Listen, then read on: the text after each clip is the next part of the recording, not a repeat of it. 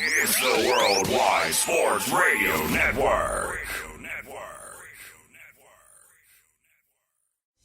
Great moments are born from great opportunity. And that's what you have here. That's what you've earned here tonight. Forget about the crowds, the size of the school, their fancy uniforms, and remember what got you here. If you put your effort and concentration into playing to your potential, to be the best that you can be, I don't care what the scoreboard says at the end of the game, in my book, we're going to be winners. On this team, we tear ourselves and everyone else around us to pieces for that inch. We claw with our fingernails for that inch because we know when we add up all those inches, that's gonna make the difference between winning and losing. It's down to the wire with Errol Marks and Speedy Petey. Oh, Petey! On the Worldwide Sports Radio Network. Hello, Long Island, New York, and around the country. This is Down to the Wire. I'm your host, Errol Marks. My co-host, Mr. Tidy Whitey Man himself, Mr. Speedy Petey. It looks like he's sitting in his bedroom. I don't know what the heck he's doing, but unfortunately, he's not in the studios today because of a scare. Hopefully it's not serious with the COVID-19 situation, and I don't want to have his wrinkly ass sitting right next to me if he has COVID. So he is right now in his place, and I'm in the studios of the Worldwide Sports Radio Network. Remember, you can call us at 631-500-0548. You could also go to our website at www.worldwidesportsradio.com. You can download our app, and I hope you're downloading our app. And if you're not, well, I don't know what the hell's wrong with you guys. We better check out our app. You go to iOS, which is WWSRN, or Android, Worldwide Sports Radio Network. Speedy Petey, how was your Super Bowl weekend? Very interesting, actually. Oh, God, here we go. I was with my family, stuffed myself a lot of food, but you know what was actually very interesting? The NFL Network analytics expert and former special guest of ours, and Cynthia Freeland, actually tweeted something, and I responded to it, and apparently my tweet made it to the NFL Network show that was on, so that was pretty fascinating. So now we definitely have to get Cynthia back on so I can bring that up. How wonderful. Good old Cynthia, who picked the Buffalo Bills to go all the way this year. So unfortunately, she was wrong on that one. But she was right about the Buffalo Bills, how good they were this year. Yes. Sensational until they made it to the playoffs. And Josh Allen threw a lousy goose egg. You know, obviously we remember what happened against Kansas City. But that's what we're going to get into first. And why not get into the Super Bowl, which I thought this was going to be a very fun Super Bowl. It was going to be a very close Super Bowl. Boy, oh boy, was I wrong. It was so outlandish, to say the least. First of all, I will get into the referee calls in the first half. They were absolutely horrendous. Now, that's not the reason why Tampa won the Super Bowl. I'm not going to blame the referees because as well as what we saw in the first half, in the second half, there wasn't as many calls in the second half as far as penalties. So the game was practically let go, and Kansas City had a chance to come back in the game. They just couldn't make the plays, and Tampa's defense was sensational. I told you guys before the game, if Tampa Bay wins the game, the two guys that are going to stand out offensively is Fournette, who ran over 100 yards, and Gronkowski, who had 2 touchdowns, which I predicted he was going to have in the game. So, and I believe that if these two guys were going to be big factors in the game, Tampa is going to have a chance to win the game. And that, boy, oh boy, did they have a huge factor in the game, including Antonio Brown, that had a very big factor in the catches that he made in the game, the big catches that he made in the game. But Tom Brady, and I said this before the game, I said that if Tom Brady won this Super Bowl or even came close to winning this Super Bowl, that I would put him in my top 2. Tom Brady right now, you can argue, is one of the greatest, if not the greatest, quarterback to ever play the game. I'm gonna say that, and I'm gonna correct myself. Now, a lot of people are complaining about the penalty calls in the first half, and I do believe that some of the penalty calls did not fit the call. I will say that. Kansas City got screwed in at least 3 calls in the first half, which cost them points and probably would have cost them to maybe stay in the game a little bit closer early in the game. But the defense was so good. Tampa's defense was so good because of the offensive line woes at Kansas City. The two tackles that they were missing, the big ones, Fisher tearing his Achilles, and the right tackle hurting himself before the playoffs. You saw what the offensive line can do, no matter how good your quarterback is. If you don't have a good offensive line, and you don't have good tackles, and you're playing against a team that can get to the quarterback, you're going to have a long, long day. And Patrick Mahomes had a very, very long day. But there was a lot of things that stuck out to me with Patrick Mahomes. One thing is he loves to win. There's no question. This kid wants to win every single game he steps on the field. And you can see it in his play. Even the throw that he was practically in the air and he threw it 30 yards and it hit one of his wide receivers in the helmet. That was unbelievable. Patrick Mahomes made throws that I've never seen a quarterback ever make or throw. It was sensational. And you saw what Patrick Mahomes is going to be. He's still very, very young. He's 24, 25 years old. He's not even in the prime of his career yet. So he's got so much football left, and he's already been in 2 Super Bowls, and he's won an MVP. So he's had a sensational career really, really early on in his career, just like Tom Brady did. And if there's anybody that's going to come close to maybe surpassing Tom Brady's 7 championships, it would probably be Patrick Mahomes.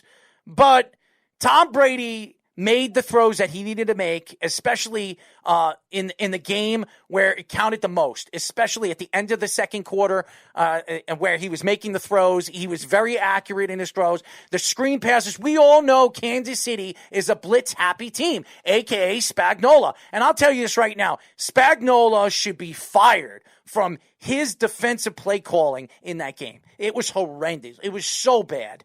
And I understand under the heat of the moment, you're going to see players get upset and tired and sick of what Tom Brady is doing, a.k.a. the Honey Badger, and he said what he said in the third quarter. And I don't know what he said, and I heard Tom Brady reached out to him at the end of the game and apologized for whatever he said back at him. And supposedly the Honey Badger said he said some derogatory things.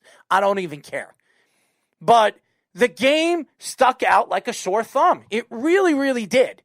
And I know a lot of people are going to look at the big picture here. Tom Brady has 7 championships, 7 out of 10 titles that he's been to. And that's sensational. Anybody that doesn't think that Tom Brady winning 7 championships, he has won more championships than any team in NFL history has. So to say that Tom Brady isn't one of the greatest, if not the greatest, I can't even argue that anymore. I really can't.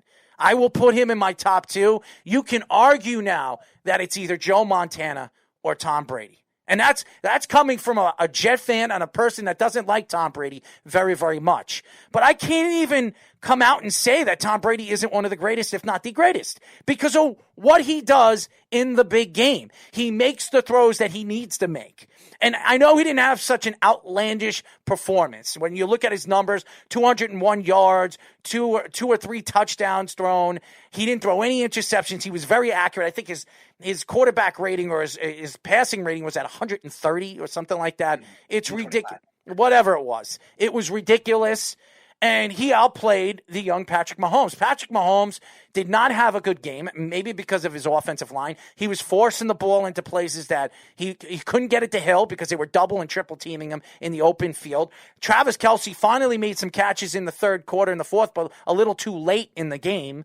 The game was over really in the second quarter. I said it. I posted up on Facebook. If anybody follows me on Facebook, you would see that I posted it up. The game was over before the third quarter and the fourth quarter because I couldn't see any way possible that Kansas City was going to come back the way the defensive line of the Tampa Bay Buccaneers was playing. Barrett was all over the place. JPP, even though he didn't have the sacks that he showed against the Aaron Rodgers, Green Bay Packers offensive line, he played sensational. That defense was all over the place. They were unbelievable. Devin White was all over the place. It was amazing. And by the way, all the Jet fans that love to take shots at Todd Bowles, that he's a terrible defensive mind, and that he's not a good coach. Maybe he isn't a good coach, and he is going to get a second chance at being a head coach in the NFL. What he did to Patrick Mahomes in that offense, one of the greatest high-flying offenses we've seen in of all time, really, if you look at the numbers. He completely shut down that offense. You're talking about Hill, Kelsey, Mahomes, the running game. They couldn't run the ball. They didn't even try to run the ball after they fell behind the way they did. It was absolutely incredible. Todd Bowles, to me, the MVP of that game was Todd Bowles. Todd Bowles, the play calling, the defensive style of game, he played man-to-man in certain aspects of the game, and then he played zone. He made sure that the top players could not catch the ball. He made sure that his two safeties were playing back the whole game. You never saw a safety come up and try to blitz the quarterback or try to get to the quarterback. It was such a great plan. As far as defensively, the defensive scheme was concerned with Todd Bowles. But another thing that stood out to me in the game was Leonard Fournette. And I know a lot of people look at Leonard Fournette, the guy can't stay healthy. There was a reason why Jacksonville drafted him at number 4.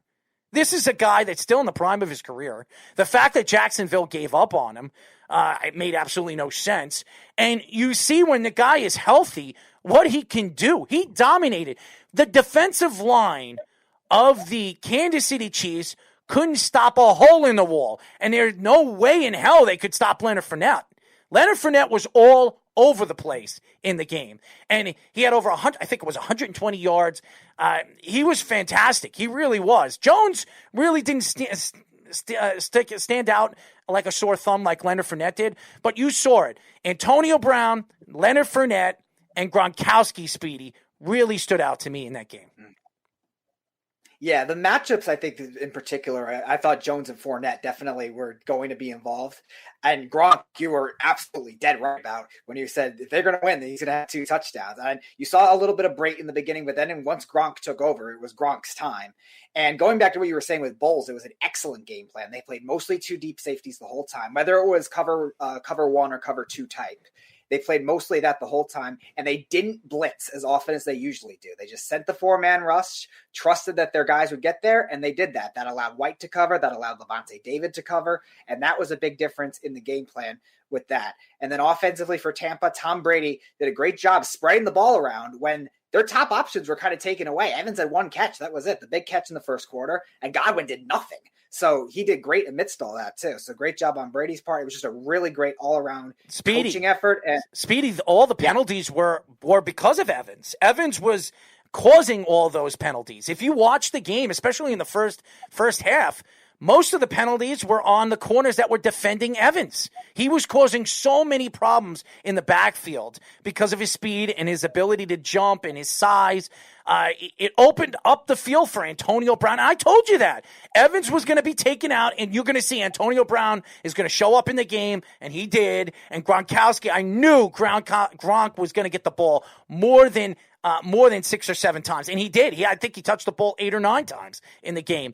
And Tom Brady's blanket, it's been Tom Brady's blanket. No wonder why the Tampa Bay Buccaneers made that moves with the Patriots in the summertime to get Gronkowski, because Gronk is the blanket of Tom Brady. And I can't even argue that we might not see Tampa Bay in the Super Bowl next year because of this team. Now, I do think that there's a lot of players that probably might not be a Tampa Bay Buccaneer next year. One of those could be Barrett, who is going to be a free agent this year. He's going to be expecting a lot of money. Yes, they can franchise him, but there are other players that are going to be available this offseason that they're going to probably have to franchise and take a chance with. So this is not going to be the same Tampa Bay Buccaneers team, but they're going to be free agency opening up. They could add some different pieces. Maybe Leonard Fournette won't be there next year because he's going to be a free agent. He only signed a 1-year contract. So there's a lot of players that might not be a part of the Buccaneers next year. But what Tom Brady did was sensational. I'm not going to beat around the bush. Now, everybody keeps saying, I saw Anthony Carragher saying that. Well, let's see what you're going to argue about, that he's not the GOAT. I'm going to say this. I do not believe Tom Brady still is the GOAT. I don't. Now, but I can argue this now. That I can argue that him and Joe Montana, you can argue who the greatest quarterback of all time is. Joe Montana, who's 4-0 in the Super Bowl, and Tom Brady, that's won 7 out of 10. So I can argue now, and I will argue that Tom Brady is one of the greatest, if not the greatest quarterback of all time. I'm not going to say he's the GOAT because I still don't think. And by the way, Tyler Harrison, okay, who posted up that Tom Brady is the GOAT in all sports. I don't know what you're drinking, bro. I don't know where you're from. Maybe you're hanging out with Kyrie Irving over there on the moon with the flat earth. I don't know what the hell you're thinking. Because the greatest athlete of all time is Michael Jordan. It's not even an argument. And for you to even put Tom Brady in the same boat as Michael Jordan, you have no idea what you're talking about. You have never seen Michael Jordan play because you're too young to see Michael Jordan play. How old are you, Tyler? 26 years old? Michael Jordan played like 20 years ago. 20 years ago, you were 6 when Michael Jordan wasn't even at the prime of his career. So how would you know who the greatest athlete was of all time? It's ridiculous. I understand that a lot of people love Tom Brady and love what Tom Brady has done in his career. It's been sensational. You can't take away what Tom Brady has done. Even me, who can't stand the man, can't take away what Tom Brady has done. And yesterday shows you why Tom Brady is one of the greatest of all time. Because even in the big game, it doesn't matter what his numbers are, he stands out over all the players. Was he the MVP of the team? No, he wasn't. Let's be honest. You could have given it to Leonard Fournette. You could have given it to Gronkowski. They gave it to, obviously, the quarterback, who had 201 yards, 3 touchdowns, and no interceptions. Now, again, going at the game, Andy Reid's play calling was horrendous, by the way. Absolutely horrendous. And now Eric Bieniemy, who's a free agent this year, after this season, now the season being over, I could really see Kansas City moving on from Eric Bieniemy. Obviously, because Doug Peterson is available. And Doug Peterson, who was another disciple of Andy Reid, I think he's a better, more known offensive mind. Now, I'm not saying that Eric Bieniemy won't get the contract, but it's going to be very interesting this offseason now that Doug Peterson doesn't have a job, that maybe Andy Reid, Doug Peterson's one of Andy Reid's closest friends, that maybe Andy Reid decides to move on from a guy like Eric Bieniemy. I don't know, but it's going to be a very interesting offseason, Speedy, for Kansas City. I can't see them moving on from Bieniemy just for one game, though. You're right. The play calling was not good. There was really no adjustments really whatsoever once the Buccaneers offensive line really attacked it. It's surprising because the Chiefs have done well at times with quicker passes in this postseason. They did it against Cleveland very effectively, and they did it at times against Buffalo in the second half. So it's surprising that they were never able to adjust to that. I think Peterson, if there's a chance he goes anywhere else, it could be somewhere like Indianapolis with Reich. I don't know if Kansas City's going to move on from Bieniemy that quickly. That seems a little impulsive just on one game. And Anthony, you saying Michael Phelps is the greatest athlete of all time, you're on drugs. Now, he's the greatest swimmer of all time, and swimming is great. It's a great sport. You don't have to be a world-renowned athlete to be a swimmer, okay? Basketball, you need to jump. You need to there's so many different things. You need to run up and down the court. You have to have a tremendous amount of ability. Now, I'm not saying swimming isn't a sport where you have to be a top-end athlete. I'm not saying that. But, Speedy, what are you using more of your body parts as far as I'm concerned?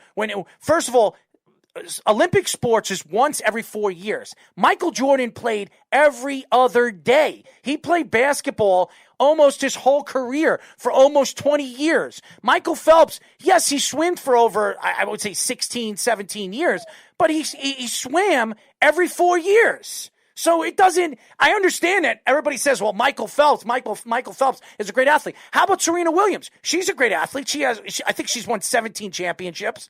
How about Rafael Nadal or Roger Federer? You can argue those points too, but that's tennis. I'm talking about world-renowned sports. When you try to compare basketball, football, baseball, I guess you could put hockey. Those are the 4 most popular sports here in America. And then you got soccer, a.k.a. football, over there overseas. Where's swimming? Swimming is like on the bottom of the food chain. You cannot put Michael Phelps and compare him to Tom Brady. You can't compare him to Michael Jordan or Muhammad Ali or Roy Jones, or whoever you want to put in the boxing situation, or MMA, the John Joneses. It's a different sport. And to say that Michael Phelps is the greatest athlete of all time, because he's not. He's not. Usain Bolt, Usain Bolt, he's not one of the greatest athletes of all time. Go watch what he has done as a runner. Seriously. And you're going to say, hold on one second, you're going to say that, people are going to say that Tom Brady is the greatest athlete of all time. He's not. He's not. Now, is he one of the greatest winners of all time? There's no question that he is. He's won 7 titles. Maybe the greatest winner of all time when it comes to winning championships, because he's won one more than Michael Jordan. But Bill Russell's won 11 titles, 12 titles. So you can't even argue that. Phil Jackson won 12 titles as a coach and as a player. Or 13 titles, or whatever it is. So, again, your arguments are, you want to argue the point that Tom Brady is the GOAT in football? He's not. Jerry Rice is the GOAT in football. Jerry Rice's records will never be broken. Never. We were trying to compare, who was I talking to? I think it was Josh or somebody else. I was talking to somebody over the weekend, comparing Eric Martini, comparing as far as touchdowns are concerned, yards per catch, yards compared to Terrell Owens and Randy Moss. I mean, even the second most yards caught in NFL history is Larry Fitzgerald, who has 17,000 yards, to a guy like Jerry Rice has 23,000. Okay? He's never going to come close to Jerry Rice's numbers. Jerry Rice has over 208 touchdowns. The closest guy to that, I think, has 130, 140. Nobody's going to come close to that. Jerry Rice is the greatest football player of all time. And anybody that argues that doesn't know what they're talking about. Now, is Tom Brady the greatest quarterback of all time? It's arguable. You can argue that. You can argue that now. I can argue that now. I would say him or Joe Montana. You can argue that. And it coming from me, again, saying that is saying a lot. I'm going to tell you this. I give Tom Brady, I call him Tom Grady, Tom Brady a lot of credit yesterday. I do. Tom Brady has a lot to be thankful for. 7 championships. If he never wins a championship again or goes to another Super Bowl, 7 out of 10, that's fantastic. That's amazing. And I'm not going to take that away from him. I won't say Tom Brady can't win without Bill Belichick, because that's a lie. He won one yesterday without Bill Belichick, and Bill Belichick has not won without him. And until that happens, Tom Brady has something to argue about. Could Bill Belichick have won all those championships without Tom Brady? Now you can argue no. Because it shows you right now, Tom Brady went to his first year with Tampa Bay. He goes all the way to the Super Bowl and wins the Super Bowl. That's fantastic. What was that, Speedy?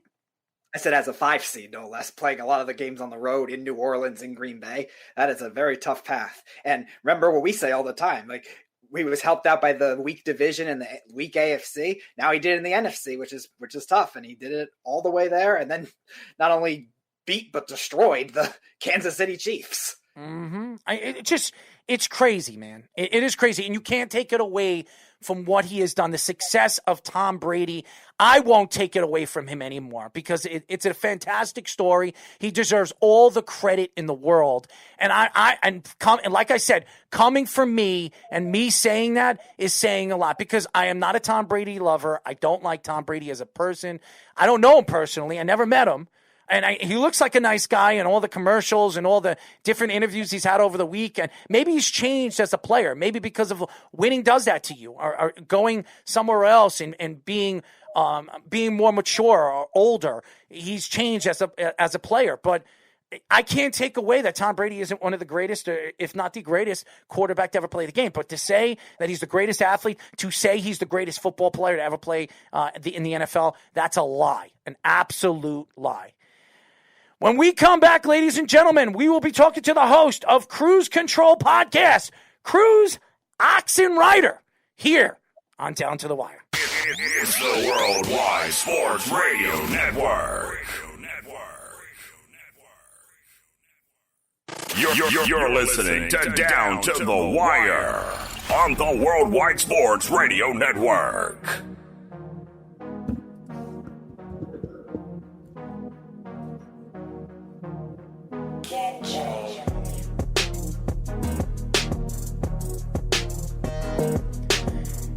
As you guys know, this is Down to the Wire. I'm your host, Errol Marks, my co-host, Mr. Speedy Petey.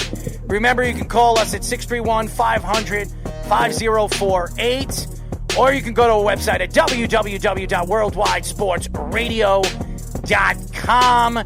And ladies and gentlemen, download our app by going to iOS, which is Apple, WWSRN, and Android, Worldwide Sports Radio Network. Well. Crazy Super Bowl Sunday. I will say that. And I won't argue the point, again, that Tom Brady, you can't argue, is one of the greatest winners in professional sports. But we're gonna do a lot of conversation, a lot of arguing with this special guest. We are now talking to the host of Cruz Control podcast, Cruz Oxenreider. Am I right about that? Oxenreider. Where did you get your last name? Is that your last name? Yeah, it is my last name. I am straight up German. So yeah, thanks for having me, guys. I appreciate being on. Absolutely. By the way, how are you doing with this pandemic? I'm doing pretty decent. I am in Florida, so rules don't really apply to where I live. It seems like I still wear a mask everywhere I go, do the best I can, but haven't had it yet. Knock on wood, but I'm doing pretty good. I love how you said Florida. It's not a New York way of saying it. We call it Florida, but that's pretty funny, actually. As you guys know, we are talking to the host of Cruz Control podcast, Cruz Oxenreider. So why don't we get into your thoughts? What really stood out to you last night in the Super Bowl? And your thoughts to Tom Brady. Is Tom Brady the greatest quarterback to ever play the game? So starting off with what stood out to me, honestly, it was Tampa Bay's front four. I thought they were fantastic. I mean, they mainly played cover two the entire night. They kept everything in front of them. They weren't going to let Tyreek Hill and Sammy Watkins and Mecole Hardman beat them deep. They will take those little dump routes to Kelsey. That's why Kelsey's numbers looked great, because that's all Tampa Bay's defense was giving them. They're keeping everything in front. I mean, that front four for Tampa Bay was out of this world. I mean, Sue was in the backfield all night. Shaquille Barrett was in the backfield all night. Honestly, Devin White was my MVP. Mm-hmm. I mean, he was all over the football field. 12 tackles. I mean, 2 for loss. Had an INT in the end zone to help keep them not letting them get a touchdown towards the end. I thought it was fantastic defense. I mean, yes, Tom Brady played good football. He played very safe. I mean, yeah, he took a couple deep shots towards the end near the half. Got the huge PI, which – I don't know. It didn't really look like PI to me. It looked like he was tripping and his hand just caught Mike Evans' foot, but I digress. I thought that Tampa Bay's defense just won the game. I thought it was kind of equivalent to the Seahawks-Broncos Super Bowl a couple years ago, where anything that Peyton Manning tried to do with that offense wasn't going to work against the Legion of Boom. Tom Brady is the most accomplished quarterback of all time. I don't think he's the greatest quarterback or most athletic, but I feel like I can't argue he's got 7 rings. He's the most accomplished quarterback of all time. And I agree. I don't think he's the greatest player of all time. I would have to say, when you were talking earlier, Jerry Rice, yeah, he's got numbers that'll never be broken. If you're talking athletes, Deion Sanders, I don't know how you leave him off. Yep. Obviously, I'm not old enough to watch Jim Brown play, but everything I've heard from Jim Brown is he was the greatest player of all time. So, but, I mean, yeah, you can't argue with the fact that Tom Brady has 7 rings and he's been to 10 Super Bowls, and he is – I gotta say he's the GOAT of quarterbacks, I would say. I never got to see Joe Montana play in his prime, so it's hard to argue with that.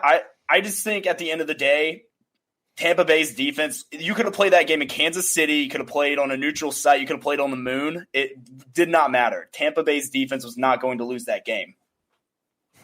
So – A big deal was the fact that both tackles were out for Kansas City. We thought Mitchell Schwartz might have had a shot to come back. It looked like it was headed that way. Then last second, they said he was out as well, still having issues on the COVID-19 list. And Fisher, as we know, tore his Achilles.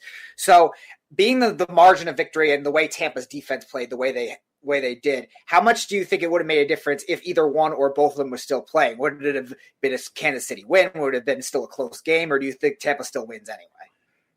I mean, from what I saw last night, I think it's kind of hard to argue that Tampa Bay wouldn't have won that game either way. I mean, so if you watch that game and everyone's giving Patrick Mahomes a lot of flack today, it's like, oh, he was awful, he was horrible. No, he was running for his life the entire game. Before he even took two seconds off the ball, there was Shaquille Barrett or Ndamukong Suh in his face, or JPP was there. They had 29 pressures out of 56 dropbacks. So over 50% of the time Patrick Mahomes dropped back to pass, he was under pressure. So, and the fact they only got 3 sacks out of that was phenomenal. I know they had 5 tackles for loss, but only 3 sacks out of 29 pressures. It's unheard of. It was the most in Super Bowl history. And it just seemed like no matter, even if the tackles, yes, that probably would have been limited down. But just the way that Tampa Bay's offense was clicking, they weren't making mistakes. Their offensive line played great yesterday. I believe they only had 4 pressures and they gave up 1 sack. But Tampa Bay could really do whatever they want offensively. They played really safe. I know Kansas City blitzed a lot, and Tom Brady was checking it down. Fournette was a very good weapon to have. I mean, with those check down routes, I mean, Leonard Fournette had 46 yards receiving as well to go on with the almost 90 yards rushing. And of course, that touchdown that kind of sealed the game in the third quarter. You come out of halftime and you see Kansas City march down the field and only being able to get another field goal out of it. I'm like, all right, well, maybe there's still a chance. And watching Tampa Bay just go down the field again and just Leonard Fournette just going – he was a very, very low-key free agent signing. I know when we got released from the Jags, and he kind of got there in the end of the season, and he really started to come on late in the playoffs. They called him Playoff Lenny for a reason. Mm-hmm. So – He came on strong, looked like retro LSU Leonard Fournette when he wasn't playing Alabama. He looked good. I think that Tampa Bay was going to win this game. I know they didn't have to worry about the media week, traveling. They didn't have to worry about being away from the family. They didn't have to worry about missing practices, getting out of their normal routine. It just looked like Tampa Bay was well over prepared for this game. And it looked like Kansas City just thought they could sleepwalk into this game and just kind of do what they did last time. That's what I thought. You saw it in Patrick Mahomes' face. By the way, we are talking to the host of Cruz Control podcast, Cruz Oxenreider. Now, I agree with you. I don't know what was going on. Early in the game, you saw that Patrick Mahomes seemed like he was so confident, a little too cocky when he stepped on the field. You could see it in his face. And then as the game progressed and you saw him on the sidelines, you saw him his head in his hands, head between his legs. You saw the area of defeat in the third quarter. I knew that the game was over really going, before the third quarter even started with the halftime show. And by the way, the weekend was fantastic. I don't care what anybody says about the weekend. That was a fantastic 15-minute concert that he put on. It was fantastic. He was on the roof. He was on the field. He was on a stage. He was fantastic. I don't care what anybody says. I saw so many people take shots at the weekend.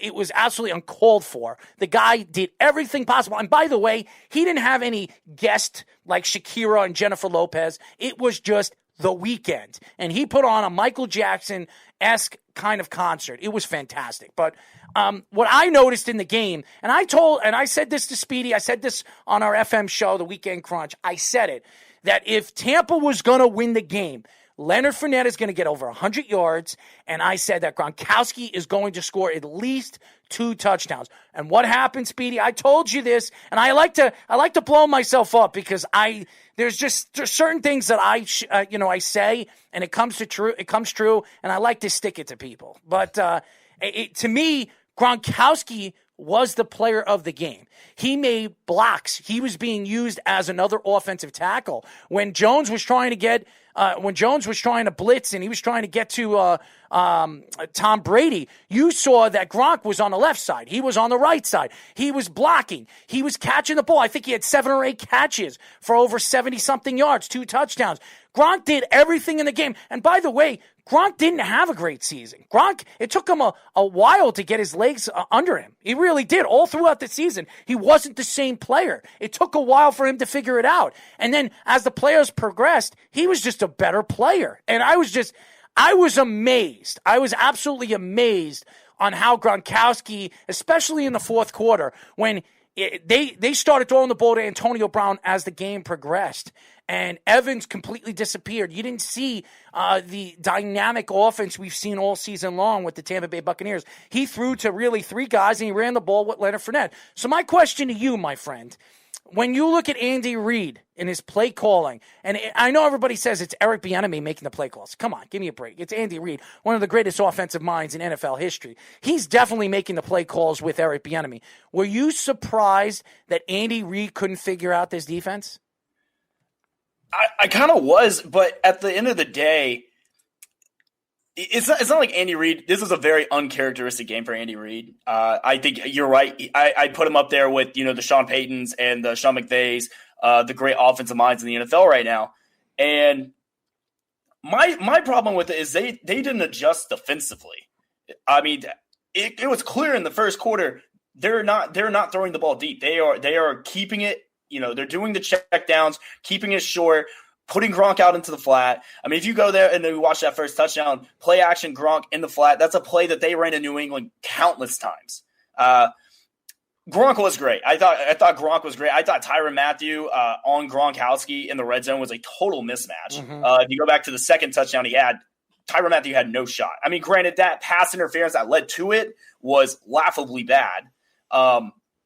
Or towards the end of halftime was laughably bad. And I think everyone's going to kind of go in and blame the refs, and I kind of did at halftime yesterday. I mean, 11 penalties for 120 yards. You're not going to win that game. But again, I think Andy Reid's going to get a lot of flack, and Eric Bieniemy he's going to be a great head coach someday. You I think really so? think he is. I don't think so. He hasn't interviewed very well. He interviewed for 17 jobs. I counted 17 jobs in 3 years, and he still doesn't have a job. That to me is a little scary when you're talking about a guy that's very, highly profiled under Andy Reid. We've seen all Andy Reid's disciple offensive coordinators get jobs. The next year, Eric Bieniemy's been the offensive coordinator for almost 3 years now, and he hasn't landed a job. To me, that's something that you have to look at. In the big picture, he doesn't interview very well. Well, think about this. Andy Reid doesn't have a lot of time left.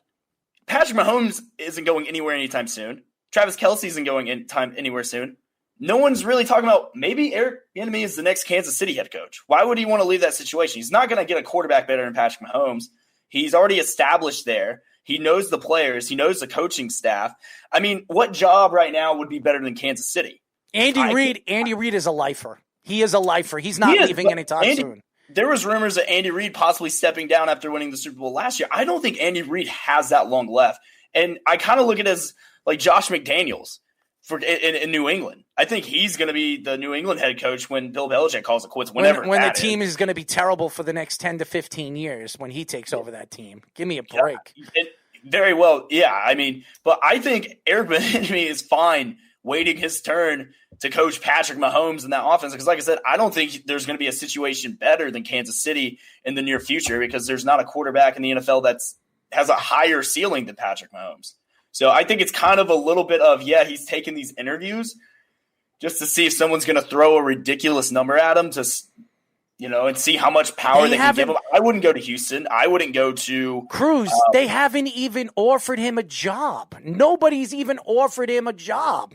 That's crazy. You're talking about a guy. I used to do a show with ex-NFL player Eric Coleman. He spoke so highly of Eric Bieniemy, because he knows Eric. He's very close with Eric Bieniemy.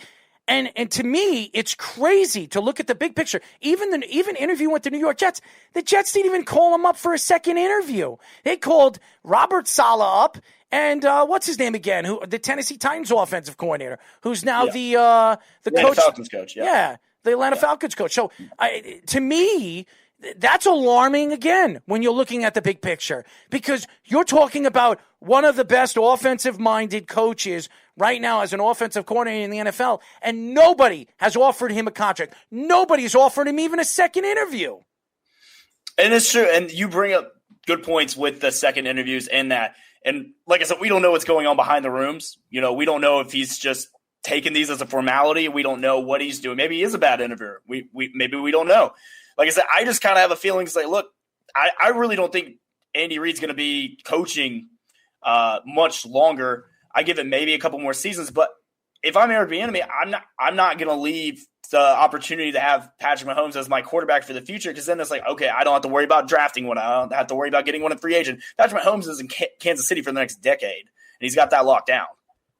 So, I mean, that would be my only thing. Your podcast, you do a lot of Alabama sports, and they have a national championship football team and also a very successful basketball team right now that's been in the top 10. Speedy loves them for points this season. So we'll start with football end of it.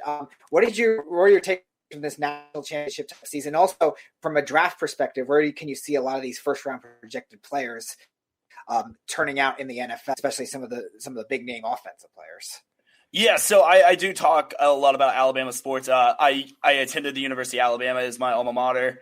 I'm from there. I'm from Mobile, Alabama as well. It was a great season. I thought it was coming from a season if we didn't even know we were going to have it to possibly being statistically the greatest offense in college football history to debatable a top 5 all-time team college football history. And yeah, everyone's going to be like, oh, it was a COVID year and everything like that. We blew all expectations out of the water. Our offense couldn't be stopped. Yes, this wasn't a typical Alabama defense like we're used to seeing, where it's suffocating run defense and just shut down, only giving up 10 points. That's unrealistic in today's age of college football. I thought this was a great team. Not a lot of people had faith in Mac Jones going into the season. If you guys listen to my podcast, or if you guys know who I am, you know I'm probably the biggest Mac Jones supporter out there besides his family. So I love the fact that he came in, kept his head down, didn't listen to the Bryce Young hype, which he's going to be a stud at Alabama in the future. I think his future is very bright. Devontae Smith coming back for his senior year, Najee Harris coming back for his senior year, and the one that, I don't think gets enough love, Alex Leatherwood coming back for his senior year. It just was the perfect story, especially playing an all SEC schedule. We didn't play the Louisiana Techs. We didn't play the Southern Miss. We played everybody in the SEC, first team ever to do that. And then we go in and we play a national power, Notre Dame, take care of business. And in fact, I give probably Notre Dame props because their defense played us the best out of anybody we played all year. And then we go and take care of business against Ohio State, who very talented team. I didn't think they deserved to be in the playoffs. Yes, I know what they did to Clemson, but if you play 6 games when everyone else is playing 10 and 11 games, that's not really fair. That's just giving someone else an advantage in my eyes. But they still took care of business, and I think this Alabama team was special. I think it is Nick Saban's best team ever, and that's saying a lot. As you guys know, we are talking to Cruz Control podcast, Mr. Leader of the band, Cruz Oxenreider. An Oxenreider, I'm sorry. I called you Oxenreider, but anyway. Trust me, that is a crazy name, by the way. That's a mouthful right there. It is a mouthful. Some people think it's fake. I was like, it's on my birth certificate. Sure. I'm 28 years old, and when I still get carded to go to the bars, people look at me as like, that's not a real name.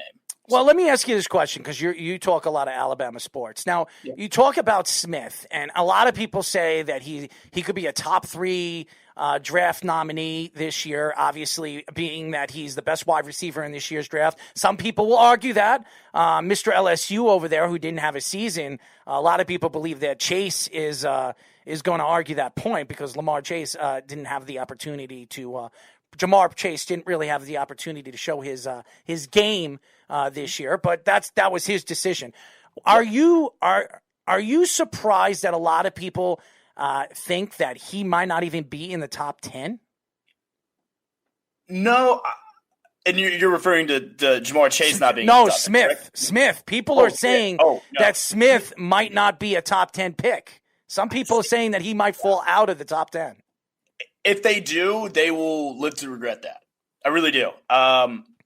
Look, Devontae Smith has been around top draft picks all year. Jerry Jeudy, Henry Ruggs over the years. When he was a freshman, he had Calvin Ridley as well. Devontae Smith is the best wide receiver in SEC history. And that's not just an opinion. That's a fact. Go look at the stats. I mean, he's the best. Yes, Jamar Chase is a freak of nature, and I think he's going to be special. I really do. I think he's going to be really good.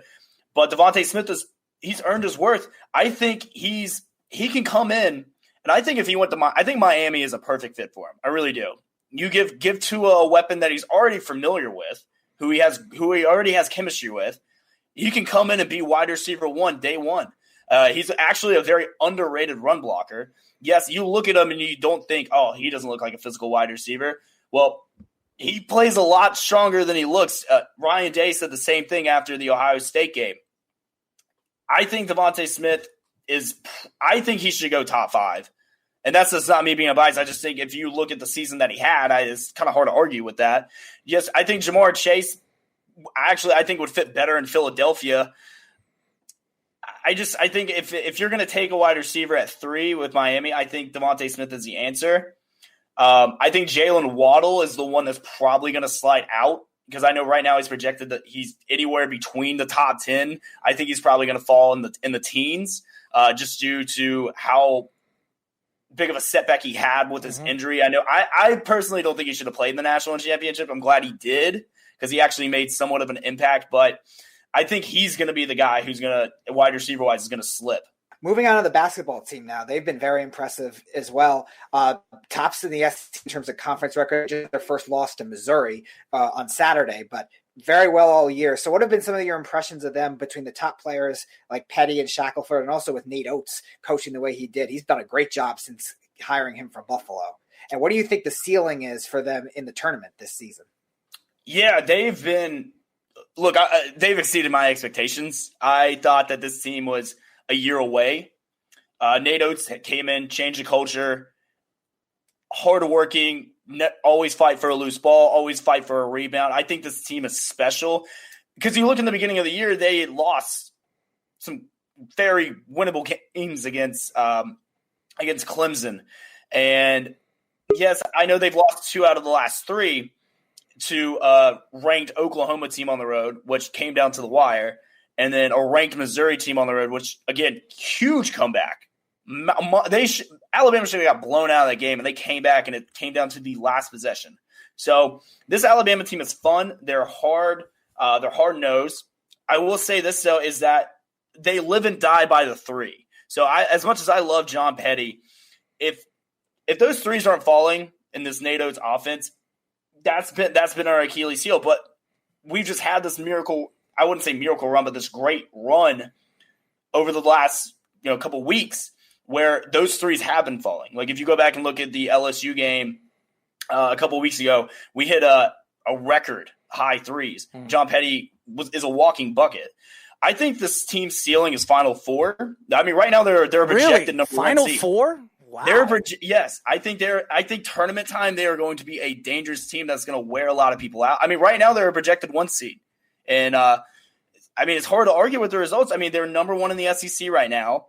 I mean, they're top 20 in the nation in steals. They're top 15 in the nation in rebounds. They live and die by the 3. I think they played some really good teams they played a stretch that could have easily had them at 500. You go and you go beat Tennessee.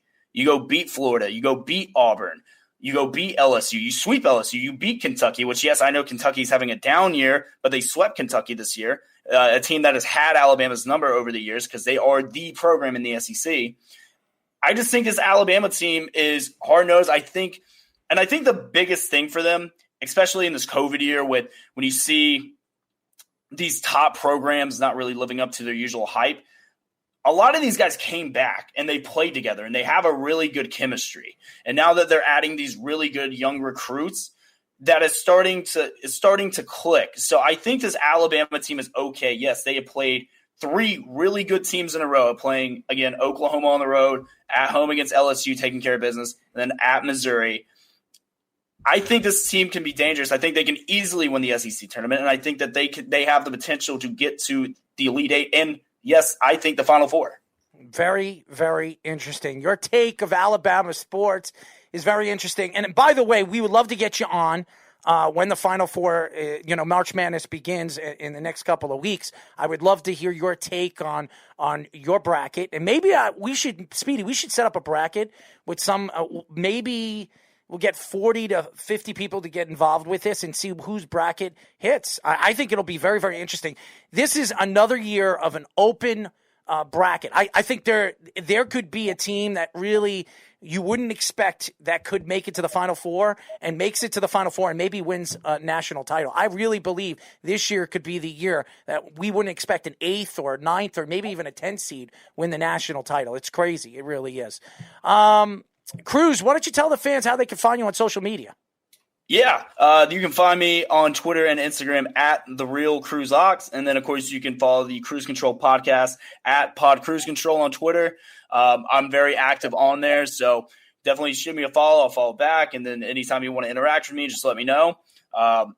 Thank you guys for having me on. I appreciate it. It's been fun. Absolutely. I would love to get you on again, and I would love to get your bracket on who you're going to – obviously, you're going to pick Alabama to win the whole thing, Mr. Alabama fan over here. Well, I'm an Alabama fan, but I'm also a realist. Right now, it's hard to pick against Gonzaga right now. As much as I love Alabama right now and Alabama and how they played this year, it's like picking against Alabama in football, like not picking Gonzaga this year. I'm going to take Gonzaga to lose in probably the second or third round.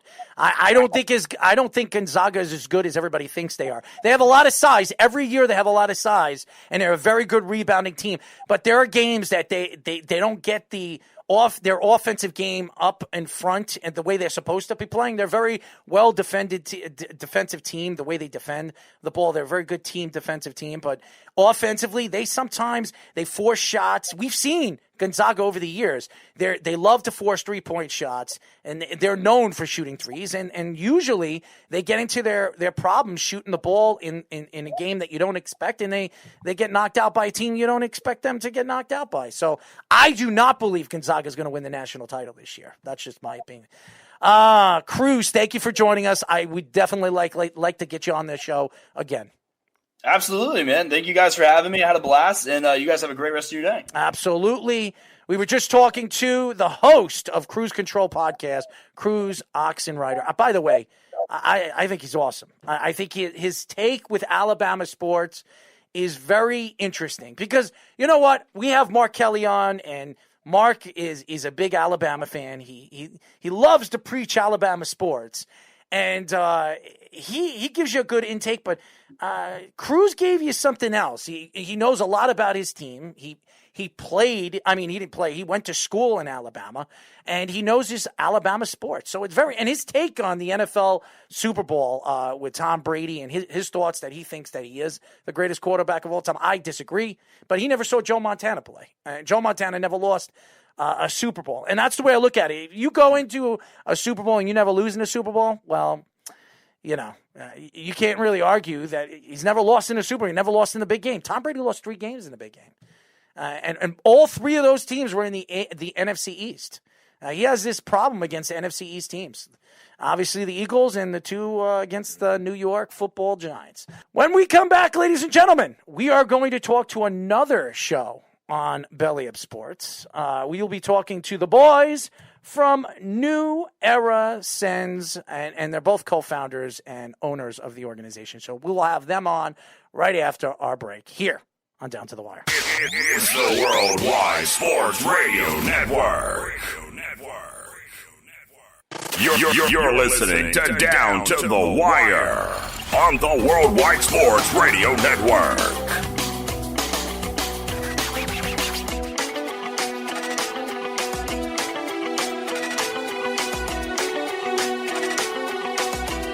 A little Lincoln Park, that's what I'm talking about. How could you not like Lincoln Park? I love them. As you guys know, this is Down to the Wire. I'm your host, Errol Marks. My co-host, Mr. Tidy Whitey Man himself, Speedy P. Remember, you can call us at 48. I got to remember the new number. I forget the number all the time. You can also go to our website at www.worldwidesportsradio.com. Download our app on iOS. Yes, iOS, which is Apple. WWSRN or Android. Worldwide Sports Radio Network. Well. By the way, I will say this. Cruz gave us some good insight of the NFL, the Super Bowl. And by the way, I look at Alabama sports. I am not a huge Alabama fan. As a matter of fact, anybody that knows me, in football, I'm a Florida State fan. In basketball, I'm a Duke fan. So when I watch college sports, and by the way, hockey, I'm a Maine fan. So any of these colleges are all lackadaisical. I'm all over the place when it comes to college sports. That's because when growing up, I followed certain players, so I still root those teams on, even though they stink, including the Duke Blue Devils, who probably won't make the national champ. They might not make March Madness for the first time in, I think, like 25, 30 years. It's crazy. They might not even make the March Madness. But anyways, it's not about me. It's about these two guys. As you guys know, we are now talking to new era Sens podcast personalities, Joseph David and Brennan Detzler. What's going on, Joe and Brennan? What's going on, guys? What's up, buddy? How's it going? I'm good, man. I'm not dancing. I'm definitely not happy to watch Tom Brady win another Super Bowl. That's for damn sure. You know what?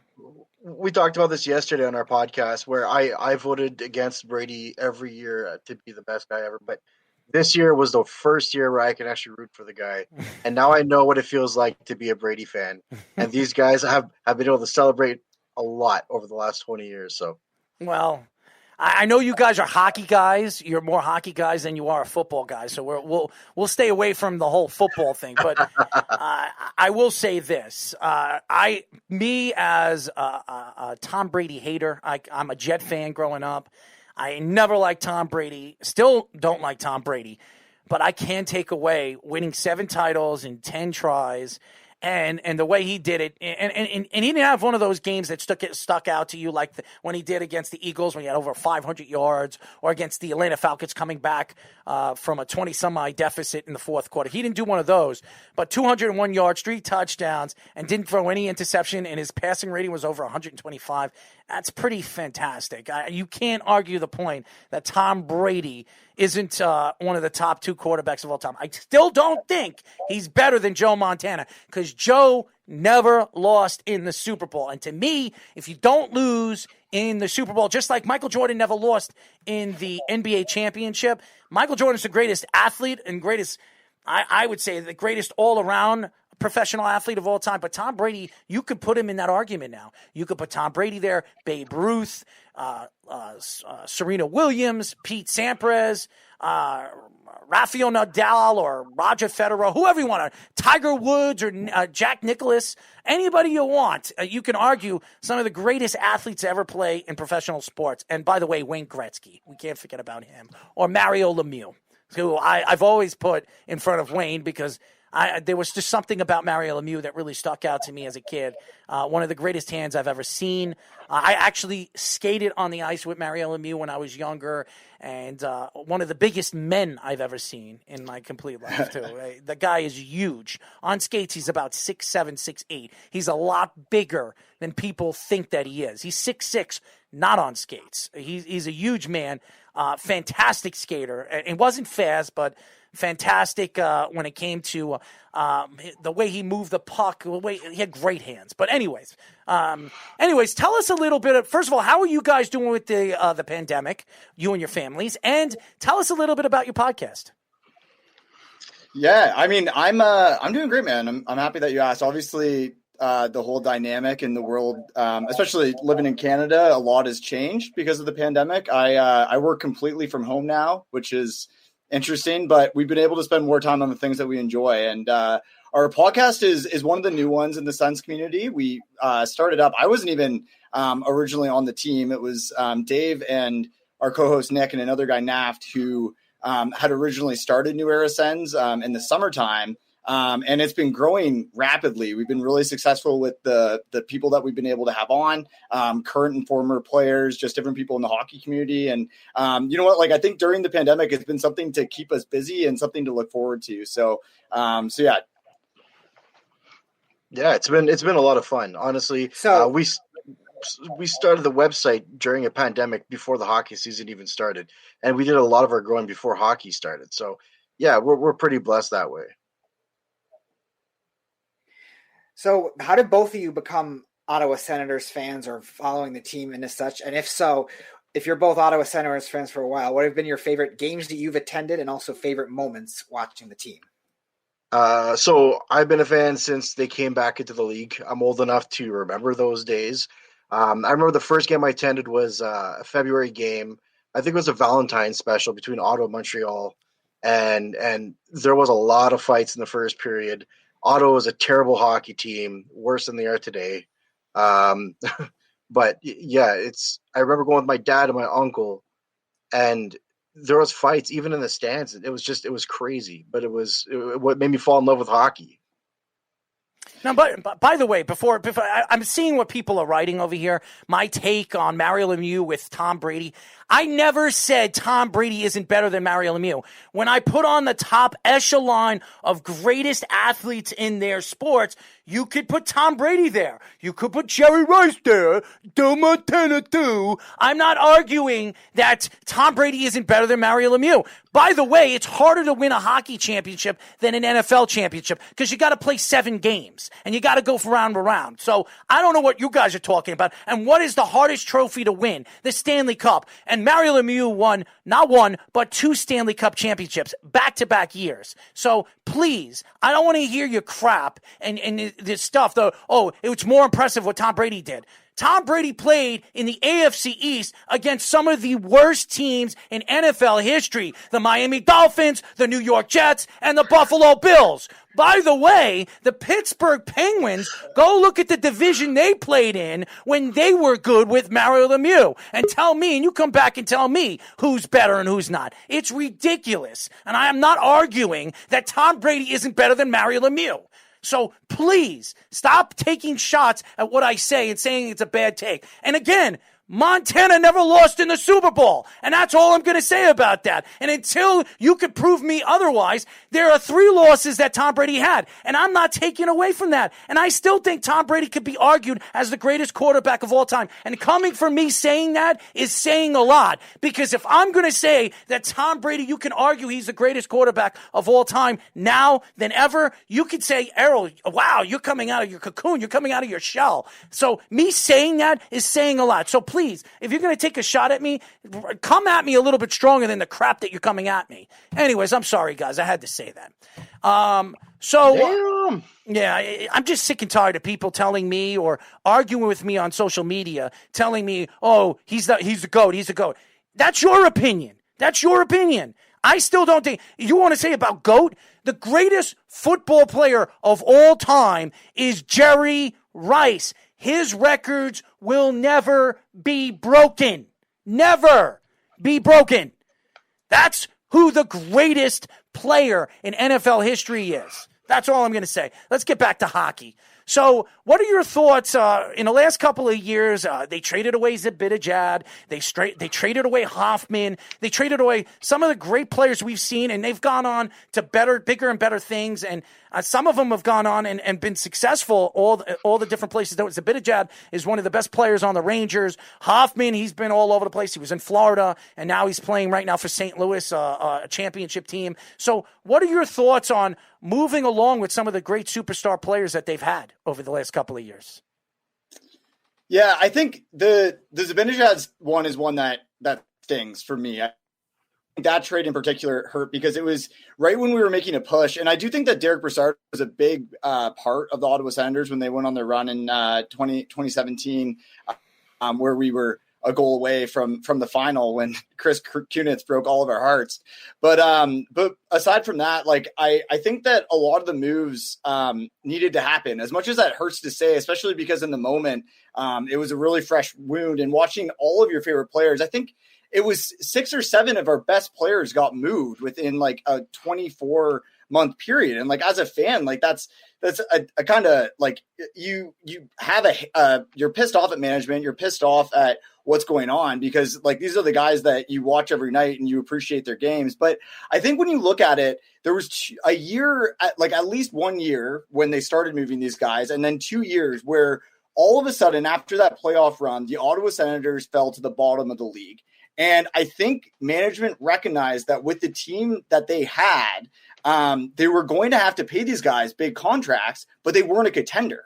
So I think in their opinions, they were thinking, well, we're going to have to pay these guys. And if we're not going to be making the playoffs consistently, but we're paying to the cap, then what's the point? Why don't we blow it up and why don't we rebuild it? And I think now looking back in hindsight, it's a lot easier to be like, you know what? I really respect that decision because I do. Like Erik Karlsson was my god. And we traded this guy for Rudolph Balcers? I didn't know who this guy was.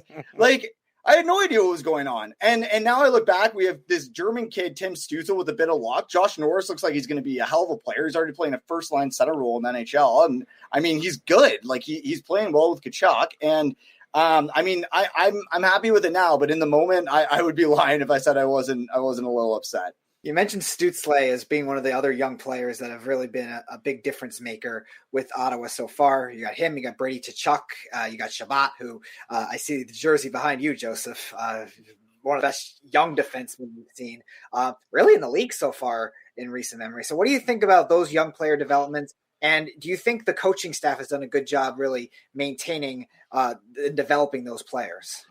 So I think first off, I love our young core. I love the Tim Stützles and Shabbat and stuff. These guys are the future of the team. And right now we have some of the older guys who are coming in, and I'm not going to call them plugs, but they're just filling out a roster spot until some of the other guys can come into their game. We still have guys down in the minors like Logan Brown, who is called up now, Alex Formanton. So we have quite a pool of prospects and rookies. Now, as far as the way coaching has handled it, it was no secret they've handled it pretty poor since the beginning of the season. It's come out today. They were saying there's been a plan since day one, and so everyone has been exactly where they're supposed to be as planned. Now, I think when you look at a guy like DJ, who's still a young coach, he's only in his second year coaching in the NHL. He's just falling back on what he's learned as a coach. In tough moments, you fall back on your veteran players, and that's one of the things you learn as a coach right from day one. So I think he's starting to come around a bit more, playing the young guys a bit more. He's taking the leash off of Tim Stützle a little bit more. Brady Tkachuk is just going to be Brady Tkachuk. At the end of the day, every team wants a Brady Tkachuk. Ottawa's really lucky to have him. That guy's a heart and soul player. That guy will bleed for anybody on that team. If you've ever watched his interviews, he has zero connections to Ottawa before becoming an Ottawa Senator, but now that kid bleeds the city. He loves the city. He loves his teammates. And with a leader like that, and I hope he gets to see, but with a leader like that on the team, that team has so much potential. We're going places. Just wait. We are talking to New Era Sens podcast personalities Joseph David and Brennan Detzler. Now, I will say this: I was there at the draft when Brady Tkachuk got drafted. I've met Keith. He's a real, you know what? I'm not going to say it on live radio. He's a real ass. And Matthew Tkachuk is another ass. And Brady. I spoke to Brady for maybe 5 seconds, and maybe he might be a nice guy. Maybe on TV or on radio he's a nice guy. But personally, I think the whole family can kiss my rear end. That's just my opinion. I met Keith Tkachuk when, believe it or not, I was on the ice when the St. Louis Blues won the Stanley Cup, and Keith was on the ice, and we interviewed Keith Tkachuk. He's not one of those nice guys. He's not really much he doesn't really say much. If you're not a named person like a Brett Hull or somebody like that asking him questions, he'll answer questions with 1 or 2 word answers. He's not a very nice guy. Fantastic hockey player. Fantastic. Keith Tkachuk is one of the greatest American-born hockey players to ever play the game. And anybody that argues that doesn't know what they're talking about. And Matthew Tkachuk is one of the most underrated hockey players in the NHL right now. And Brady Tkachuk, I think, is going to be better than Matthew because of his ability of some of the things that he likes to do. And he's a great leader. He's a better leader than Matthew. I don't know how long Matthew's going to be in Calgary. I think he's going to weigh out his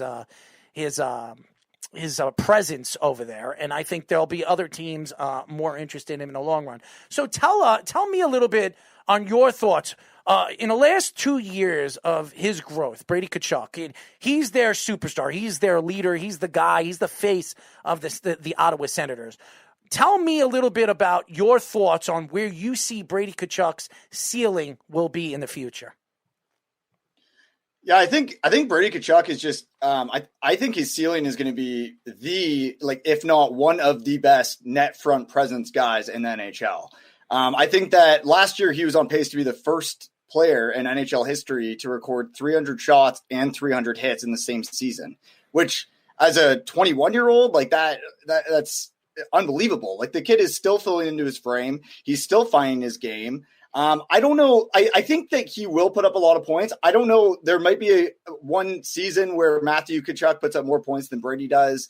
Kind of that goes down. Maybe he ends up with more points when the year ends. But just Brady's impact on the game, I think that we see it now so often in these power forwards. We saw how important Tom Wilson was when Washington won that Stanley Cup. We saw how important, well, at least Canadians have seen how important Josh Anderson is in Montreal. If you guys have been tuned in to any of their games, like, he has been such a force and really changed the way that they play. And like, you having that kind of guy, like, it's one of those things. Pierre Dorian, when they drafted Tkachuk, and I know Ottawa fans, when we opted to pick 4th overall, we passed on Zadina, we took Tkachuk, and we ended up giving Colorado the next pick. Like, there was definitely some question marks, but aside from that, like, now we're really watching this guy in the last 2 years and just all the things that he does and how he continues to grow his game. And when he gets pissed off, how he decides to fight. He's our best forward, and he's willing to go out there and fight another guy that pisses him off or picks on a teammate. And I just think, like, as a fan of that team, like, and just watching him go, I think that his ceiling is so high because he's willing to work for it. And he might never be an 80 or 90 point guy. He'll probably be in the 70 range, in my opinion. I think, like, in terms of points, 30 goals, I think he has the creativity to maybe get 40 points in a full, or 40 assists in a full season. Just being in front of the net. He is a decent playmaker too, but I think just his impact in how physical he can be, like, he could be the reason that the Ottawa Senators win a Stanley Cup in the future. He could be a huge part in that. And that's what I see his ceiling as, is just being one of the best power forwards in the league. So they got a new goalie in Matt Murray, which is a very interesting trade that the Penguins made. They were having trouble with the cap, so they decided to move on from Murray. He's had some injury issues after winning the 2 Stanley Cups. But he's still young at the same time. So where do you think he'll be as essentially a short-term option right now and also a long-term option? Are you concerned about the injuries, or do you think this is a good thing for Ottawa, who's, after Craig Anderson had that 1 great year, 2 great years, really have had trouble finding goaltending? Yeah, so I think the injuries, they're a little bit of a concern, but Matt Murray's still young, like you said. So I'm not too concerned about him re-injuring himself too much. To be honest with you, I was pretty vocal when Ottawa went and traded for him. I was against it at first because Ottawa has a bunch of young, up-and-coming goalies that are going to be really good. In Joey Decord, for example, who I personally think is the future of this team. And you can't put him as a backup, and you can't put him on the bench for 5 years. You just cannot do that. So I personally think Matt Murray is just an expensive bench warmer in the future. Right now, he has not performed the way Ottawa has expected him to. We went and got him so that he can seal games, so that he can make incredible saves, fully knowing what the team is this year. You know, we have bad defense. There's no expectations on the team. But, you know, we went and grabbed Matt Murray. Matt Murray's supposed to be our savior, win games for us, and he hasn't done that. I mean, he's performed better the last couple of games. Right now, they just finished the first period against Edmonton, and he's looking pretty good. So hopefully he's, you know, the jitters are out, you know, whatever it is, and he starts to play for what's worth for his contract. But at the end of the day, I think Matt Murray is going to be irrelevant in 3 years when you have a young Joey Decord coming up. Unless Matt Murray spends the next 3 years really wowing everybody, I think he's just an expensive bench warmer in the future. As you guys know, we are talking to New Era Sens podcast personalities from Belly Up Sports, Joseph David and Brennan Detzler. Now, Detzler is a good hockey name, by the way, because I played hockey and I was a top prospect. I don't know if you guys know anything about me. That's what I used to play. I played almost 16 years of top-end hockey. I played against Sidney Crosby. I've skated with some my line mates, Chris Higgins, Kamasarek.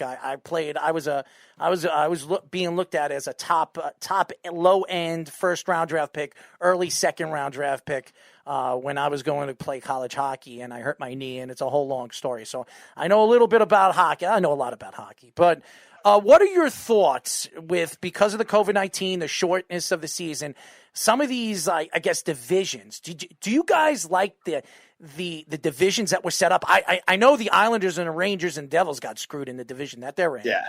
So do you guys like the structure of Gary Bettman's division stature that he has made this year in a short season?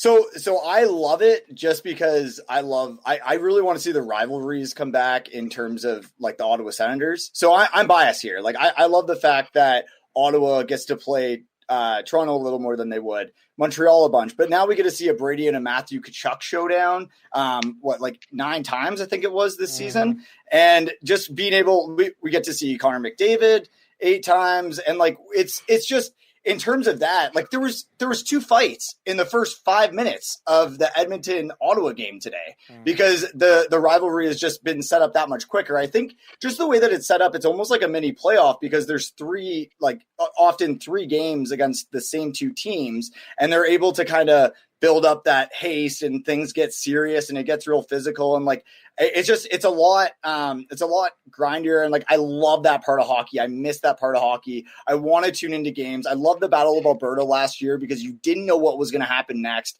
You didn't know if the entire benches were going to clear 5 minutes into the game and everyone's going to be throwing it down. In terms of that, I love it. In terms of the difficulty of the division and the way that they were spread, I don't know that it was done the most equally. I could definitely see if I was an Islanders or Rangers or any team's fan in that division, I probably wouldn't be the happiest because they definitely got the short end of the stick. And even as an Ottawa fan, I'm not too thrilled because we all expected going into the season that we would finish at the bottom of this division because of how good a lot of these teams are that we're playing. The majority of them are playoff teams or close to. And so yeah, I mean, in terms of entertainment, I love it.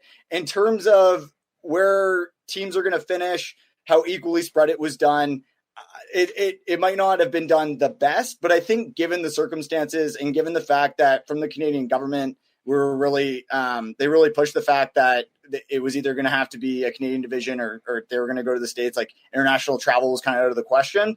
I think that they did a decent job given what it was. I'll maybe give it like a 7.5 out of 10. A lot higher than I thought.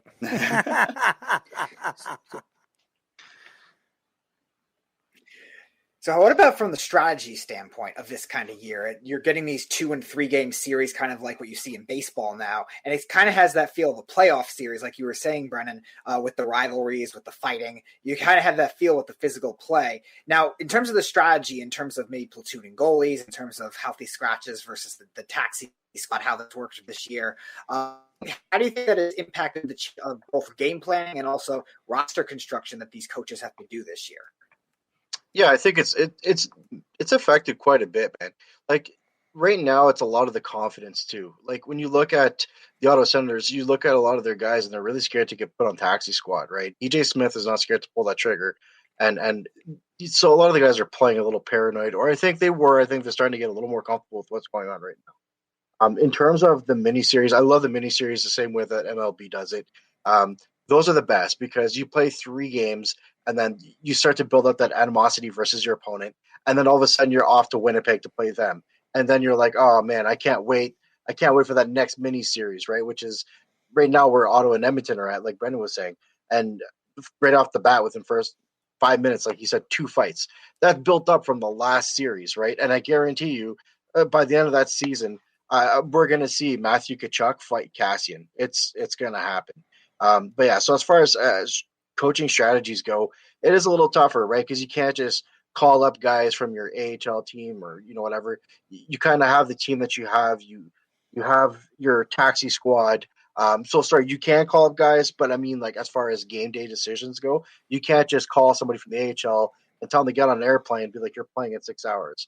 So you got to be smart with how you play your players, and then same with the goaltenders, man. You got to be really smart about your goaltenders. One goes down, then you're left with the 2 guys, and you're like, okay, well, that still leaves you with 2 guys.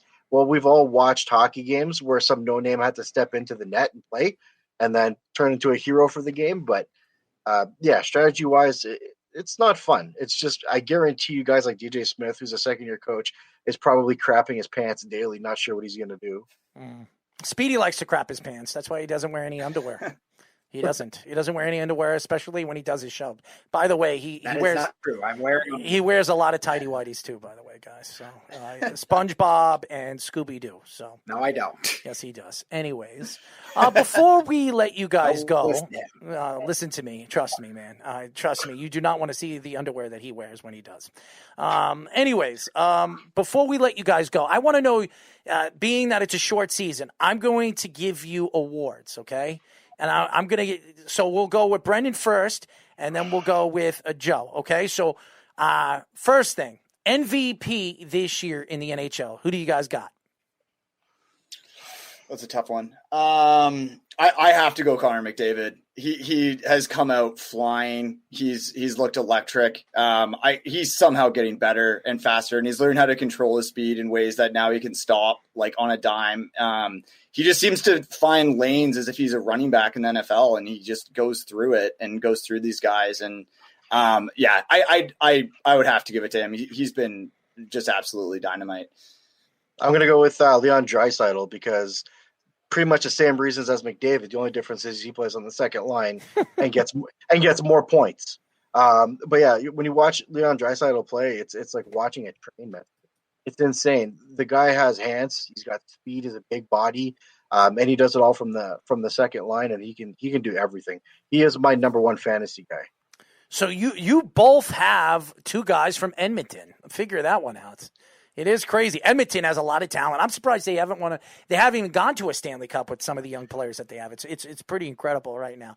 All right, goaltender of the year. Who do you got? Brendan first. Ooh, I'm trying to go off the board here. I don't want to just pick the regular ones.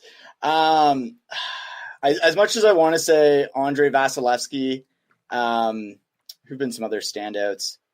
I have to say Andre Vasilevsky. There's been games where Tampa, I think Tampa still is as dominant as they have been the last couple of years, in my opinion. Easiest division out of all of them. They are an easy division. It's crazy. Yeah, it's true. It's true. And I mean, that's just it. He might only need to make a couple big saves a night, and they're going to win because they'll probably score 4 goals. But I still think it's impressive what he does, and I think he does keep them in a lot of games. And I think that he's a great goalie, and I think he's 7-1-1 to start the year. I know he's on a great team, but still, I would have to give it to him. I'm not a big fan of Carey Price, but at the end of the day, I got to give it to Carey Price. Montreal has made some pretty significant changes in the offseason, and that team has turned around and become one of the best. If they got to play against everybody, one of the best in the leagues. And Carey Price has been really good throughout the years. He's had some off seasons, but this year he's been incredible. He's been phenomenal. And again, I'm not a big fan of Carey Price, but I'm going to go with Carey Price. If he stays healthy, Carey Price is one of the best goalies in the NHL. There's no question that he is. Problem with Carey Price is the guy can't stay healthy. He never stays healthy. He's got a bad foot. He's got a bad ankle. He's got a bad ass. He's got a bad left cheek. His knee is hurting him. Oh, he's got to sit out. His elbow is hurting him. Oh, he lost a tooth, so he's out for a couple of games. I don't know. Carey Price just, for some reason, the guy can't stay on his 2 feet. Coach of the year. What are you guys' thoughts of Coach of the Year? I know it's early in the season and it's anybody's game right now, but being that it's a short season, who do you guys got as Coach of the Year? Jack Adams, eh? I'm going to go Rob Brind'Amour. I like Carolina. I always have, just because I feel like someone has to, and I think their team looked really been playing really well. Obviously, they're structured like that, but you got Rod the Bod going in there, Rod the Bod going in there and getting everyone to bring in their full effort. And Carolina's looked like a force. So I got to give it to him. I think he's a big reason why that team was able to turn it around. And I think that this has been the year that they look the best, in my opinion, yet. So yeah, I got to give it to Rod. Oh, he's the ugliest nose word. He is the ugliest, ugliest nose I've ever seen. I was in Dallas. We stayed in the same hotel as Rob Brind'Amour and the Carolina Hurricanes. And I remember that was his first year as the head coach of the Carolina Hurricanes. and we were in the same elevator. I turn around and I see Rob Brindamore standing right behind me, and I knew it was Rob Brindamore because of his ugly nose. He has one of the worst noses I've ever seen. It is terrible. And I said, "What's going on, Robbie? How are you?" He's like, "Oh, good, man. Where are you from?" "Oh, let me guess. You're from the East Coast." I was like, "That's right. And where are you from? Noseville?" And I said something fun. I said something funny to him, and he's like, "Oh, I got what you were saying. He has a good sense of humor." Rob Brindamore is Speedy's laughing right there, but I did say that, by the way. If you know me on my show, I don't really hold back on what I say, so I said something about his nose. He heard me say it, and he started cracking up because he knows he has an ugly nose. Anyways, I'm sorry. Joe, who do you got? I was gonna say the same one, but I'm gonna go with Alain Vigneault.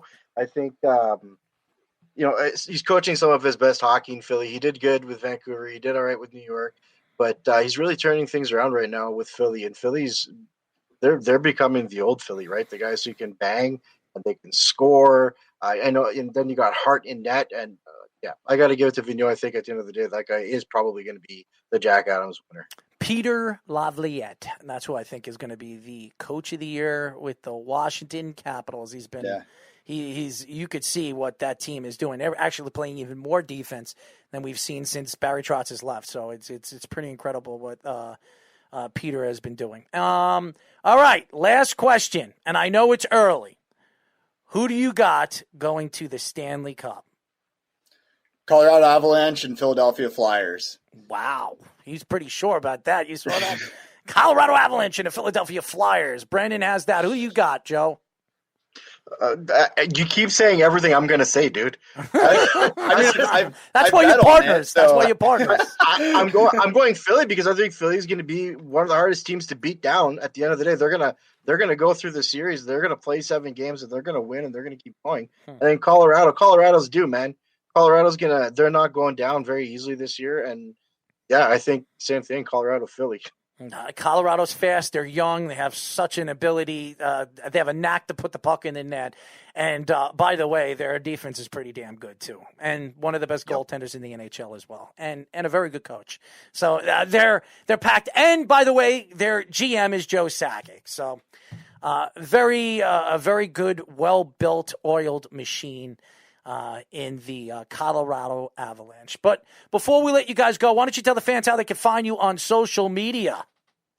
So for myself, I'm JD_Senators on Twitter.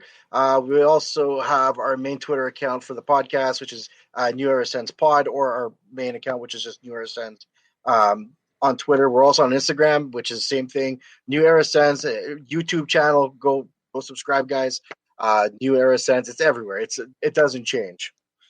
Yeah, and my personal on Twitter is Brennan Detzler. But yeah, the New Era Sens account, New Era Sens Pod, that's where we're posting all of our stuff, and we love to interact with the Sens community. So if anyone, if there's any Senators fans out there, feel free to go aboard. Well, I like you guys, and I want to get you guys on very, very soon because the NHL season is very, very short, and Mike Brown speaks very highly of you guys, and I did check out one of your episodes recently on YouTube, and I think you guys are very talented. You guys know your team, and you have a lot of passion, and that's what you need when it comes to building something that people are going to enjoy entertainment-wise and personalities-wise. So you both you deliver a different approach to your team, and you can see why you guys are really co-founders of this this show. I think it's very, very unique, and keep up the good work. And you have new fans in me and Speedy, so I really like you guys. Thanks, man. Appreciate it, and thanks for having us on. Appreciate the time. Absolutely. We were just talking to New Era Senators podcast personalities, Joseph David and Brennan Detzler. Great kids. You can see it, Speedy. Great personalities. They know they're Ottawa Senators, that's for sure. So very, very interesting. Are we going to get Mark on or what? He popped in and then he popped out. Are we going to get him on? Because I had a bone to pick with him. Okay, I definitely got a bone to pick. I told him to come back in, so I'm just awaiting him. When did you tell him to get back in? Because I'm waiting for the mastermind. I'm waiting for the mastermind to sneak right in. But anyways, I will say this, okay? And I know a lot of people don't like my take about Tom Brady. Okay, they still don't accept the fact that I still say Tom Brady is the second best quarterback of all time. I won't put him as the GOAT, but I can argue that he could be considered as the greatest quarterback of all time. People still don't like it. I don't understand. What more do you want me to say? I'm telling you that Joe Montana never lost in a Super Bowl. You can say whatever you want. Tom Brady has 7 and Joe Montana's 4. Yes, Joe Montana had a great defense and a great offense. You still got to win the game. And Joe Montana played better defensive teams. Look who Joe Montana had to beat in the Super Bowl. Go look. Go look at the defenses he had to beat. And by the way, in those days, defensive players could hold on to wide receivers' jerseys, hold them down, pat them down, grab their leg while they're trying to. How many penalties were there in the first half of the game? In the 80s, there would have been no penalties the way they were playing in the game. So I'm sorry. It's a different sport. It's a different time. If Joe Montana played in this time and he played on all those teams of the New England Patriots, and yes, everybody says, well, he had Jerry Rice. Well, Tom Brady had Gronkowski, arguably the greatest tight end of all time. So don't give me this crap that Tom Brady never played with great players. He had Antonio Brown on his team this year. He had Mike Evans on his team. He had arguably 3 of the top 20 offensive players on his team this year. He had a great running back in Leonard Fournette, who, by the way, got dropped by the Jacksonville Jaguars in the prime of his career. And when he stays healthy, he's one of the best running backs in the league. So to say what you want to say. Now, I'm not saying that Tom Brady doesn't deserve any of the credit. He deserves the credit. And by the way, he did beat Drew Brees. He didn't beat Drew Brees. The defense beat Drew Brees. He didn't beat Aaron Rodgers. The defense beat Aaron Rodgers. Okay? Aaron Rodgers beat himself. Aaron Rodgers should have ran in for how many touchdowns? Did he beat Mahomes? Yeah, he beat Mahomes. Did he outplay Mahomes? Yes, he did. He didn't outplay Aaron Rodgers. Go watch the game. He didn't outplay Aaron Rodgers. Aaron Rodgers was the better quarterback. Did he outplay Drew Brees? An old Drew Brees is not the same quarterback as Drew Brees with his broken ribs. He came back injured. Who comes back in 3 or 4 weeks after he fractures 2 of his ribs? Okay? So please, don't tell me that he beat this guy and that guy. Now again, Tom Brady deserves all the credit in the world because he beat who he had to beat. And he is one of the greatest quarterbacks ever played a game, and you can argue he's the GOAT when it comes to quarterbacks in NFL history. In my take, Montana was better than him because Montana never lost in the Super Bowl. And if everybody, quote unquote, counts Super Bowl championships, and that's how you compare and contrast the GOAT, well, obviously, you guys obviously don't know football because honestly, it takes a team to win a championship. It takes a whole team to win a championship. Tom Brady didn't win the NFL Super Bowl yesterday. His team won it. And if you would ask anybody from top to bottom, from quarterback all the way to defense, in order, where would you strategically take in ratings on when you're picking why they won a championship, you would go defense 1, offensive line 2, and running game 3, then Tom Brady. Okay? That's the way you go. The offensive line played fabulous against a very good pass rush yesterday. That offensive line that was really rebuilt with a rookie tackle and a bunch of guys that were on a team last year that couldn't stop a nosebleed. All of a sudden, because Tom Brady's fast release, the way he steps back with 3 steps, the 3-step step back, and the way he throws these short passes, these screen passes, it helped this offensive line develop into a very good offensive line. And the offensive line, you should give the offensive line, Speedy, I would give the offensive line a lot of credit for what they did yesterday. Yeah, they've been that way all playoffs. Donovan Smith has been particularly impressive as a left tackle, a guy that I always thought was kind of average to below average for the most part. Played well against some good pass rushers. You talk about Green Bay with the outside rushers with the 2 Smiths. New Orleans with really a lot of good depth with the pass rush they had, and Smith did a nice job there as well, protecting Brady. And then in this game, Frank Clark was switching around different sides, but Frank Clark, the last, I think, 3 postseasons has been the best statistical pass rusher. So that has to say something with how well he played. Wirfs has been tremendous all year. Yep. I mean, you can make a legitimate case, like offensive linemen usually don't win Rookie of the Year, but best performance rookie, you could argue, is Tristan Wirfs with the way he played this year all season long, and great in the postseason too. He played well. And by the way, everybody says Montana didn't win with another team. Brady did. Yeah, Montana never played with the talented team that he had that they built with the Tampa Bay Buccaneers. Montana went to the Kansas City Chiefs. They had a good running game. What wide receiver did he throw to? He had nobody on that team. Nobody.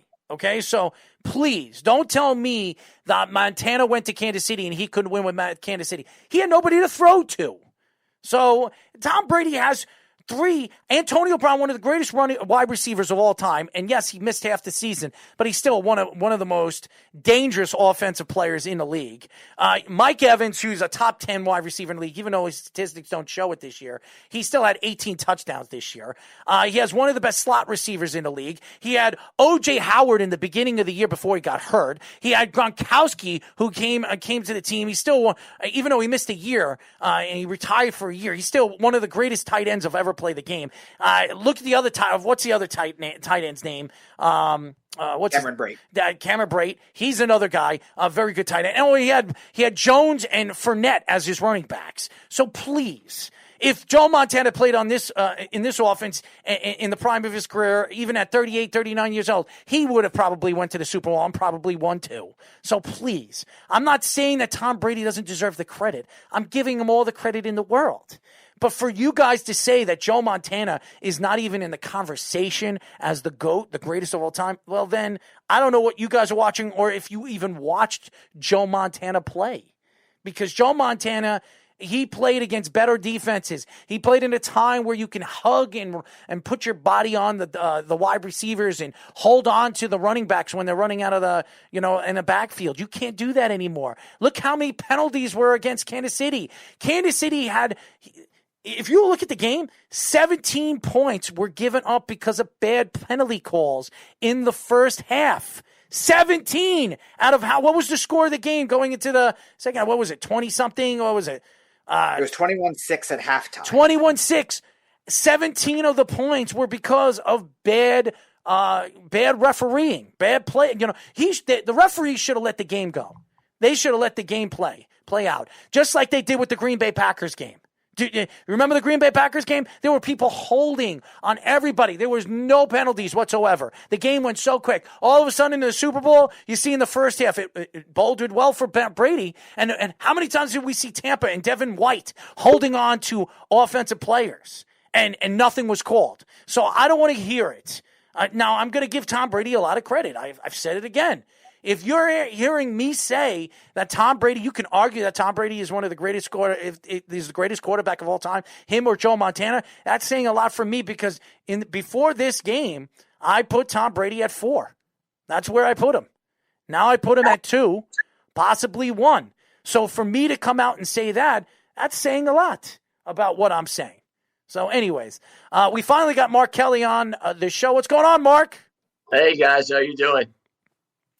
We're good, man. Obviously, you watch the Super Bowl, and everybody's having they're saying, "Oh, Brady's the GOAT." I know you think Brady's the GOAT because of statistics, and I beg to differ. When you made that take that Brady's the greatest athlete, the greatest sports athlete of all time, I beg to differ. Michael Jordan's the greatest athlete they'll ever play. But as you guys know, we do this every single Monday. We call this segment "Mark It Up." This is Mark It Up. Mark It Up. Mark It Up. I love it. Back with the old intro. Yes, sir. So, all right. So, Errol, when you say that about Jordan, because Jordan's definitely in rare territory. Okay, so when you say that about Jordan, what do you think is the definite difference between him and Brady that makes him better? Which is hard to compare anyway. No, you can't compare two sports. I agree with you, Mark. But when somebody like Tyler Harrison, who never saw Michael Jordan play, and say that Tom Brady's the greatest athlete to ever play in professional sports, you never watched the guy play, so how would you know? When you were born, he was at the end of his career. You were 6 years old when he retired. So how would you know? How would you know about Michael Jordan? You saw Tom Brady at the prime of his career. Fine, good for you. You never saw Michael Jordan. I know you did. Mark. I did too. Right. So I saw Michael Jordan at the prime of his career. So anybody that say that Michael Jordan is the greatest athlete of all time, you never saw him play. I don't care how many clips you've seen. He is not Michael Jordan. But go ahead. I'm sorry, Mark. Yeah, okay. So I understand that part of it with Tyler, but again, as far as you having seen him play and me having seen him play, what's the difference for you? Not what Tyler, like what you disagree with Tyler, yes. But why do you think Jordan is better based on what you've seen compared to what Brady has done? Well, first of all, Michael Jordan played in a time where, in the game, the sport, defense was completely different. In the NBA, you could actually put two hands on the body. The defensive game was complete. You could throw somebody out in the, out in the crowd, and you wouldn't even get a flagrant foul. Now, if you put a pinky on somebody, you're going to be thrown and tossed out of the game. Different game. Also, Michael Jordan played with some of the greatest teams of all time. He played against some of the greatest players, Larry Bird, and he played against Magic Johnson and Isaiah Thomas, the Bad Street Pistons, and all the great teams, the New York Knicks, the great New York Knicks teams, and the Houston Rockets. I mean, he played against some of the greatest players of all time.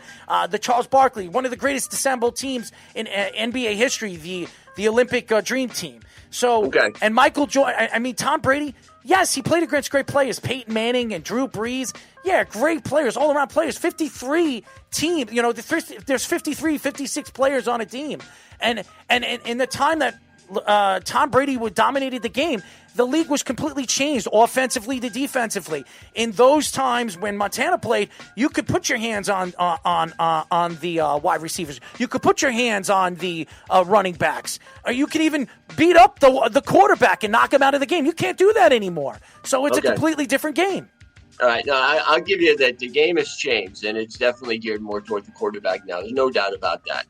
But if you look at even guys in the 70s, like what Kenny Stabler had to put up with, what Roger Staubach had to put up with, Terry Bradshaw. I mean, before 1978, you were allowed to basically put your hands all over the wide receivers, and they finally created the 5-yard rule in 78, and that's why you saw all those quarterbacks start to have much better years as far as completion percentage and touchdowns to interception.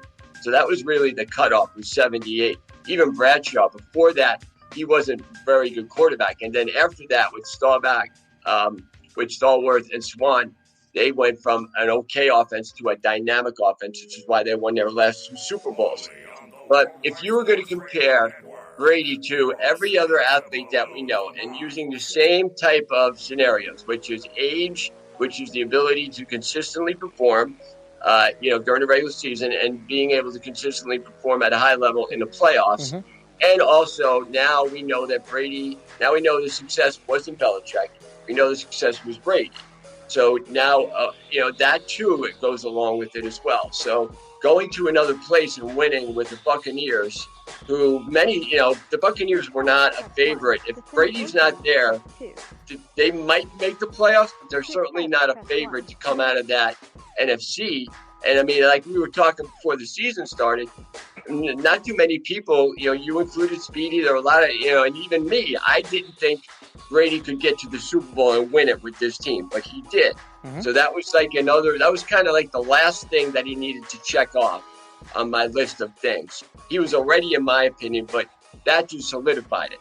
So that's one reason, is his ability to consistently perform in his 20s, 30s, 40s, mm-hmm. and his winning percentage is still the same now. Mm-hmm. His touchdowns to interceptions is still the same. Passing yards is a little bit more. And we're talking at 43. Mm-hmm. Jordan was done by 38. Jordan was done by 38, and then Jordan came back, and he tore his meniscus, and he was going. Jordan was playing at a high level when he was playing for the Wizards before he tore his meniscus. I really think that if he didn't tore his meniscus, the Wizards could have went all the way to the final. I mean, the way he was playing, they were playing fantastic. You could shake your head. They were playing fantastic. Because he was there 2 years, and that Wizards team, he did all he could. He carried them on his back all he could. I mean, he he was in a worse situation there because he had absolutely no talent around him. Okay, so he was, just like before Pippen got there and when he was younger, those Bulls teams weren't good enough to beat the Celtics or the Pistons. And when he finally got some guys around him, Pippen specifically, when he took that next step. But you just gave your answer. Tom Brady went to a fantastic team with so much talent. To say that Tom Brady, you're shaking your head. They weren't. No, because they wouldn't have won. If he wasn't there, they don't win. Well, hold on one second. You might be right. But how would you know that? How would you know that? Because of last year. Now, this was a different team than they were last year. A completely different team. But defensively and offensively, there weren't that many additions outside of Gronk on offense. Devin White was out for the season. He tore his ACL. He was out for the season, his rookie season. Jameis Winston passed for 5,000 yards with that offense. So they were still a good offense. They were a better team this year with Devin. I'm not taking away what Tom Brady did this year. I'm not. And for me to come out and say that you can argue that Tom Brady is the greatest quarterback of all time now, that's saying a lot. By the way, we have a caller, and I know he's been scratching at the bit. What's going on, Jeff? Dude, you are the only person on the planet slandering Tom Brady today. Slandering? No, he's not. He's actually not. I'm not slandering Tom Brady. You haven't been listening to the show. If you're not listening. Brady gets slandered for his politics now, not because of his play. He's the GOAT, and this was the greatest Super Bowl run anybody has ever had. He went on the road to Washington. He went into New Orleans and sent Drew Brees into retirement. He went into Lambeau, where nobody wins, and beat the guy you say is the best. Then in the Super Bowl, Brady put him in his back pocket. I'm not going to take away for what he did yesterday in the Super Bowl, even though he didn't have numbers, wouldn't show anything. But he didn't play well. He didn't play well against Green Bay in the second half. He didn't, and he didn't play well. He didn't play well against Drew Brees. He didn't play well against the Saints. It was their defense. Their defense dominated. What am I talking about? Go look at what the defense did yesterday. Go watch what 29 times they got into the back of the field. Nobody's ever done that in NFL history. You're talking about the Broncos. You're talking about all those great defenses like the Baltimore Ravens against the New York Giants. And you're going to tell me that this team got behind the line of scrimmage 29 times more than any team in NFL history. So please, Jeff, how about Leonard Fournette running over 120 yards? Okay, so don't give me this crap. Gronkowski getting 2 touchdowns. No, he didn't. He ran for 89 yards. Whatever. I'm sorry. 30 more yards less. He still ran the ball very, very well. And Tom Brady, who threw the ball for 201 yards and 3 touchdowns, was the MVP. To me, he wasn't the MVP. It was the defense. You could have given it to any one of those defensive players. I would have given it to Barrett before I gave it to Tom Brady. Okay? But Tom Brady gets it because he's a quarterback. That's not slandering Tom Brady, because I already just said, if you were listening to me, that I would argue that Tom Brady is one of the greatest quarterbacks of all time, if not the greatest. So don't give me this crap. The greatest. In your eyes, I still think Montana is. He never lost in the Super Bowl. If you're just looking for where you came from, Errol, you've taken a big step, I think, knowing where you were at the beginning of the year. He has more Super Bowl MVPs than Montana has Super Bowls. Okay. And you give, and how many times did he not deserve the MVP? How about Seattle? You think he deserved the Super Bowl? Do you think he should have won the MVP there? You think he should have? It's not a dumb argument. He shouldn't have won the MVP. He shouldn't have won the MVP. He shouldn't have. Listen, Errol, there are 2 guys that won offensive MVPs in the Super Bowl without scoring a touchdown, in Julian Edelman and Joe Namath. So don't say that, Brady, with throwing 3 touchdowns, 21 for 29, doesn't deserve the MVP. That's a pretty good game. Yeah, and most of those passes were 5-yard passes. But there's always an excuse. There's no excuse. There's no excuse for you to say that. Quarterbacks have to throw passes. I mean, you complete 21 out of 29. That's good no matter what kind of passes you throw. I've said it too. When Peyton Manning, I said it when Peyton Manning won the Super Bowl and he won the MVP. He shouldn't have won the MVP. Ask Speedy. I didn't think he should have won the MVP that year. So don't give me this crap. Don't give me this crap. Against the Bears? Yes, against the Bears, against Rex Grossman. He played okay, but you're going to play like crap. He played like crap, and the Bears should have won that game. I should have. They lost 29-17, I think, right? I mean, yeah, they lost. Bears were better than the Colts. Errol, here's the other thing I'm tired of, Errol, is all the hype around Patrick Mahomes. I don't want to hear nothing about Patrick Mahomes. I agree with you. That's not bad. Mahomes is good. Streaker made it to the end zone before Patrick Mahomes did. I agree with you. I will say this. Patrick Mahomes, everybody keeps talking about it. He walked out on the field like his head, he thought he was going to win the game. He played like garbage, okay? He played like garbage. You have all those weapons. You have Kelsey. You have Watkins. I know he wasn't 100% healthy, but either was Antonio Brown, and he still caught a touchdown. You had all those weapons, and yes, your offensive line. If you knew your offensive line and your left tackle and right tackle weren't going to play in the game, Andy Reid should have figured something out before the game. You had all this time. You had 2 weeks to figure this out. You're going into the game with your head up your ass. And to me, Patrick Mahomes had a terrible game. For a guy that everybody talks about how great he is, he made some great, unbelievable throws. He was fantastic. Some of the throws that he made were fantastic. This is a guy that everybody keeps saying is the next Tom Brady, the next this, the next that, the next big thing since sliced bread. He laid up a dud. Tom Brady, even in the games that he lost in the Super Bowl, he never laid up a dud like this. Never. You're gonna have bad road play. You're gonna have bad playoff games. I mean, Brady's had bad playoff games. Peyton Manning in the Super Bowl. Montana. You want to talk about bad playoff Brady games? never had a bad against the Giants. Brady never played well. Brady has never played bad in the Super Bowl. He's never. Go look at his numbers. Even me saying that. He's never played bad. Played bad, but I mean, he could have done better against the Giants. He didn't throw a touchdown, Mark. He didn't throw one touchdown. He didn't throw one touchdown in this game. But Mahomes, I know Mahomes played bad, but you're gonna have bad games every once in a while. I mean, Mahomes was very good in the playoffs up until yesterday. I mean, you're allowed one bad game. I mean, he was outstanding his first 7 playoff games. So, you like I said, you want to look up bad. Look at Montana in the mid-'80s against the Giants in the playoffs.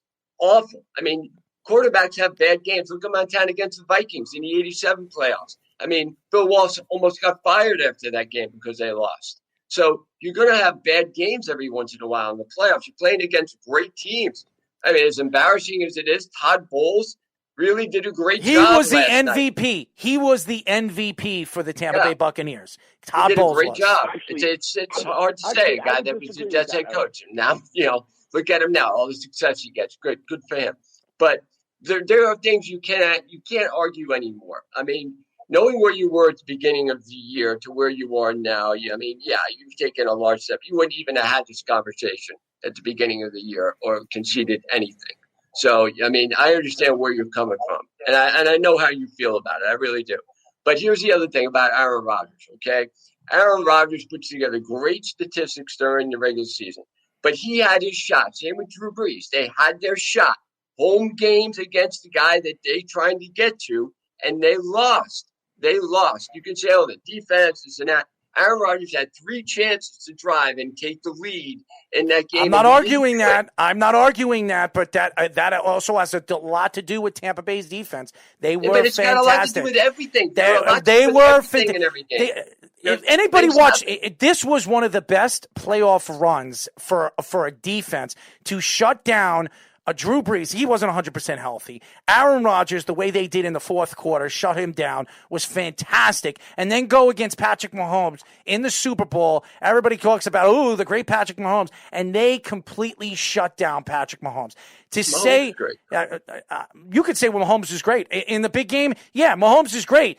When it came down to the big game and showing everybody, even with the offensive line and the problems that he had at the offensive line, if Mahomes won this game, everybody would have blew up his head. Mahomes deserves a lot to blame in this game because Mahomes did not look good. He did not look good. He didn't. We'll see what happens. I mean, if he doesn't come back next year and have a stronger year, this should drive him. Magic Johnson had a bad finals too in '84 against the Celtics. Magic Johnson was awful. They called him Tragic Johnson. Single-handedly lost. Have great players have bad games. Okay, how he comes back from this? He's still young. He's barely 25, so he's got a chance. If Andy Reid stays there, and they're able to build look, Belichick.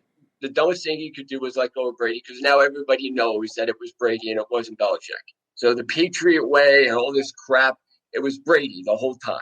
That's it. You take him out of it, Patriots. I don't believe that. That's crap. That's crap. Dude, Go ahead, Jeff. That's absolute crap. That's crap, dude. If you go back to if you go back to when Brady started, they had such a small playbook. Tom Brady couldn't even throw the football when he started. And yes, that's why he won the Super Bowl the first year he was there. First year. Go and look. He almost never threw the football. Go and look. Don't matter. What were they? With Bledsoe, they did nothing. They were nothing. They had the best. Hold on, nothing. Mark. They had one of the best defenses in the league, if not the best. They were nothing. They were nothing. What do you mean they were nothing? They were 5-11 the year before, 6-10 the year before. They were nothing. They lost to the Bengals first game of the year. Okay. In 2001. And what did Brady do in the Super Bowl? What did they do? What did they do in the Super Bowl? Brady didn't play well in the Super Bowl. Of Brady. Brady did not play well in the Super Bowl. Bottom line, period. No, they didn't. End of conversation. No, they didn't. No, they did. No, they didn't. Why were they 0-2 before he took over? What do you mean 0-2? They lost to the Bengals in week 1. The game was. And then they would have. They lost to the Jets. Then Brady takes over. They had how many years with Bledsoe? How many years did we see Bledsoe get to Go the ahead, playoffs? Jeff. Did they beat the Steelers with Bledsoe? Let Jeff. They didn't do anything with Bledsoe. Let Jeff. Go ahead, Jeff. We'll let you speak. Go ahead.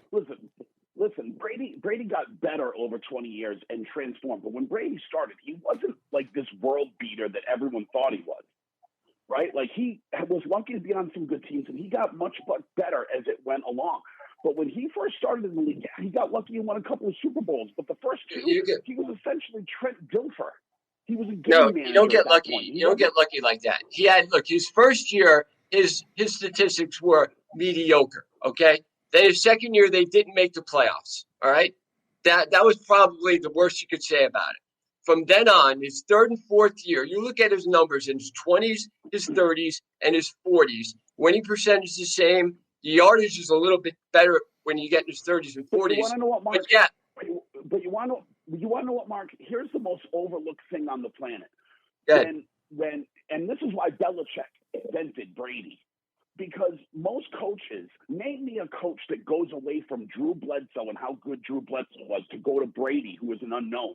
And he basically did that just because of a salary cap move and was like, well, we'll try to win with a nobody rather than a really good player in Bledsoe. But, so saying Belichick had nothing to do with it is one of the most retarded things I've ever heard. Wait. Okay. This dude. What was Belichick's winning percentage before that year? Oh my God! Are you head coach? Kidding me? It's not like he had nobody. I mean, with the Browns and the Patriots, his winning percentage was about .451. I think it was 43-51 as a head coach. Mark, who drafted Tom Brady? Who drafted Tom Brady? Okay, who drafted him? Who drafted him? Okay, and he wouldn't have won with that. Good thing he did because he wouldn't have won unless he was there. How do you do this year? They didn't win this year. How could you say that? How could you say that? You can't say that, Mark. Football is the ultimate. No, it isn't. It's the ultimate team sport. No, it isn't. And Bill Belichick is one of the greatest. He is one of the greatest. How could you say? No, that's not true. That is not true. How could you say that? Tom Brady was hurt. He tore his ACL. He was 11-5. Dude, you're wrong. No, I'm not wrong. Belichick will never, ever win again. 11-5. No, Mark, they went. He's never going to win again. Belichick never won before. He's never going to win again. He won with Brady. They were 11-5 with Matt Castle. Yeah, and did they make the playoffs? No, because of Miami. Did they make the playoffs? No. With Brady? Yes. Yes, they do. No, they made. Oh, so it just so happens it felt like that. So Brady, Mark, nobody's. Go ahead. How funny is that? You're making an argument that an 11-5 team that didn't make the playoffs is bad. They didn't. You just had they didn't, though. But no, my argument isn't at 11-5 were they good enough to make the playoffs. Yes. But you know what? If Brady was there, they wouldn't have been 11-5. They would have been 14-2 and 13-3 like they were all those other years. Oh, my God, dude. It's like the stupidity. No, there's no oh, my God, dude. I was there. I saw the whole season. They lost to the Jets on a Thursday night. They lost to teams they shouldn't have lost to because Brady wasn't there. Then Brady makes a difference. Like, I'm not saying Belichick sucks. I mean, he's an okay head coach, but he wouldn't have had near the success he had unless Brady was there. They just had an 8-win season with a quarterback that couldn't throw the football. Okay, so dude, This was all we can judge him on right now. Was this year and before he had Brady. Before he had Brady in this year, that's all you can judge him on. We have other sample sizes that you can go and look at. They go 11-5 with Matt Castle. Brady didn't make the playoffs. Nonsense. They win 2 games with Jimmy Garoppolo, and then they won another game with their third stringer in Jacoby Brissett. Okay, but didn't matter now but he had Brady to go to after that, and before that, and since before Brady got there, Belichick was not a winning head coach. He won 1 playoff game. 1. That was against Parcells. 1 playoff game. First of all, and I hate Bill Belichick. You're literally saying he's not a winning coach because he had a bad season in Cleveland. Who hasn't? He had 5 bad seasons. He is a great football coach. He won with the Giants. He's won other places. He wasn't a head coach. He was a defensive coordinator. He's the reason why the Giants won those Super Bowls. Well, okay, yeah, there are good coordinators. North Turner was a great coordinator. Was a horrible head coach. So wait a second. Wait a second. Well, wait a second, Mark. So you're telling me Bill Belichick won 6 titles and he has nothing to show for that? He's nothing. Those defenses that he built, that he built, those players that he drafted, including Tom Brady, No, get out of here, Tom. Come on, Mark. Mark, I love you, man. You lost your mind, man. You lost your rocker. Those defenses that allowed the game to go ahead and score to the Giants in both Super Bowls, that allowed the game-tying score in Rams against the Carolina Panthers. Mark's a Jet fan, by the way. Come on now. He's a Jet fan. It's had nothing to do. I'm impartial. It's got nothing to do with this or that. For you to say, and I'll go back and say it, Tom Brady isn't Michael Jordan, nor will he ever be. So you can say whatever you want. He's not Michael Jordan. So Michael Jordan could have won 8 championships in a row if he didn't retire. He was that good. He was that good of a player. And yes, he went to the Wizards and he didn't win. But look at the team that he went to. He went to a crappy team. Tom Brady went to a very talented team. And I'm not saying Tom Brady doesn't deserve all the credit for what he did this year. He deserves all of it. He's definitely a big part of why they won. But he really does deserve most of the credit, though, right? Because for the most part, this was the same exact team that was there last year, and they couldn't make the playoffs last year. Right, yeah, that's the way I feel. I mean, I just think he was it. Like, there's no secret. He goes there, they win. They win 3 road playoff games. I mean, even that is hard. I mean, people can say Gronkowski was an addition, but if we're being honest with ourselves, Gronkowski, and he had a great game last night, but for most of the season was an inline blocker. Yeah, he was. I'm not going to say that, but I also said Gronkowski was going to have 2 touchdowns in the game. I also said that if they were going to win, Leonard Fournette's going to have a fantastic game. And I also said they were going to put a lot of pressure on Patrick Mahomes if they're going to win the game. All those things that I said was going to happen that happened. But if I had told you on Saturday that Chris Godwin and Mike Evans were going to combined for 3 catches for 40 yards, you would have said Tampa's a loser. Yeah. Here's the thing. If you watch the first quarter and a half, most of those penalties came from Mike Evans. I mean, they couldn't stop Mike Evans. Every time the ball was thrown to him, there was a penalty. And I thought the penalties were ridiculous. Absolutely ridiculous in the first half. You watched the Green Bay tackling a guy. If you watch the guy that's wide the open, ball, he had no chance of catching the ball. He had no chance of catching the ball. The ball was far, far away. It was at least 10 feet away from him. It wasn't even close to him. That ball landed 2 yards in front Oh, come on, Jeff. It wasn't even close when he fell.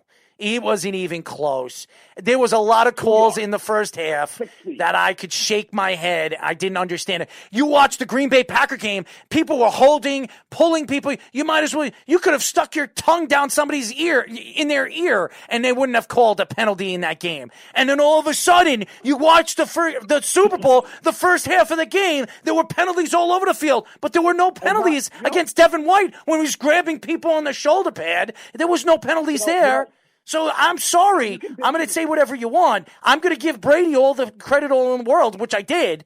But to tell me that the play call, the calls from the referees were fair, I'm sorry, they weren't. They were not fair. Listen, I got something for you guys. Okay. All you want about the pass interference calls, And you could have an argument on some of them for sure, but the biggest penalty all night is a no-brainer penalty all the time, and it's the same thing that got Andy Reid in trouble when they played in the AFC Championship game. How does anyone think Andy Reid's a good football coach when he doesn't even know how to tell people how to line up on sides? Andy Reid's a great coach. I mean, come on. Listen, Errol, who's he? I'm sorry, guy. Jeff. Sides, what are you doing? Jeff. Okay, Jeff. Thanks for joining us, Jeff. I mean, making good points here. But let me bring up one more point too. All right. The Buccaneers this year did something only 4 other teams did. The 80 Raiders, the 2005 Steelers, 2011 Giants, 2010 Packers, which is win 3 road playoff games and get to the Super Bowl and win it. Okay, so that's another thing he did. So there are a lot of things that happened this year that he did that very few people did before, and that doesn't happen often. So it's another thing that you can add for this was unique, and this is the reason why he is as great as he is. So there's really no argument you can make for him not being the greatest quarterback ever. That's a given.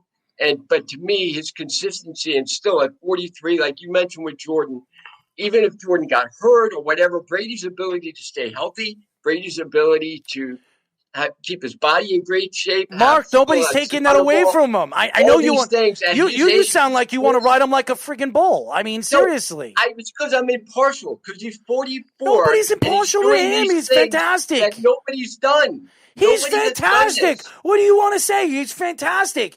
Again, I'm not going to say that he's not. That's why I'm saying he's not. He's not. He's not Michael Jordan. He's not the greatest athlete of all time. When you made that take, I'm sorry. He's not.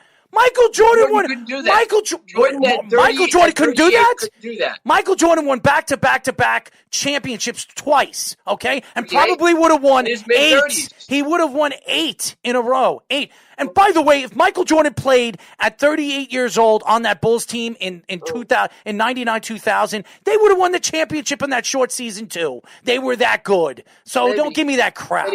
Don't give me that crap. They would have. But Brady went to a different team and won. So the difference between Brady and Jordan to me is Brady at this age, in his 40s, not even in his 30s. Basketball is different. Basketball is different. Still doing it. Basketball is different. That's a clear difference, though. That's a clear difference, though. Errol, that's a clear difference. Go ahead, Jeff.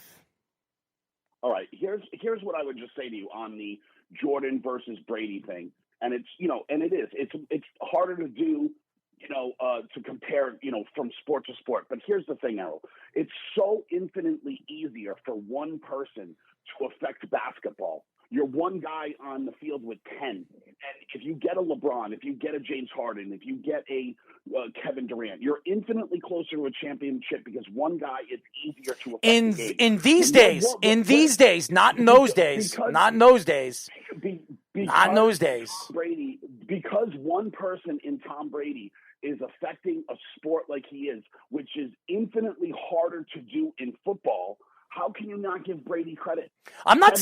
Hold on. Again, I'm not gonna say that I'm not giving him credit. He's one of the greatest athletes of our era. But Michael Jordan is the greatest I have ever seen. He is the greatest because Michael Jordan, in the time that Michael Jordan was dominant, the game was different than it is today. Maybe now today, I would say that. I would argue that. Yes, I would argue that. How many rings does Jordan have again? He has 6. He has 6, 7. But Brady, again, you can look at rings. You look at rings. It doesn't make you the greatest of all time. It's the way they played. It's the way they did it in the playoffs. He did it. Michael Jordan never went to a game 7 in the finals. Never did. It never even came close. And he played against great teams, great players. Michael Jordan played probably the greatest era when it comes to basketball and talent. Okay, well, and he was the. I don't know. Oh, you don't know? He would have had a hard time going through the 80s. He would have had a hard time. No, he wouldn't have. He would have had a hard time going right now. Right now in his prime, no way. Not now. In the 80s, going through the Celtics and Lakers, he would have had a hard time. In his prime, no way. With Michael, with Karl Scottie Malone Pippen and John Stockton were great players. They weren't Larry Bird and they weren't Magic Johnson. I mean, I would have liked to seen them play the Rockets if he wouldn't have retired, but he would have beaten the Rockets. See it. He would have beaten the Rockets. Well, we didn't get to see it. That's the point. Go look at his record against Olajuwon in the Rockets when he was playing. Dude, Olajuwon's one of the only guys that Jordan really. Just go look at his record against Olajuwon. I know what they are.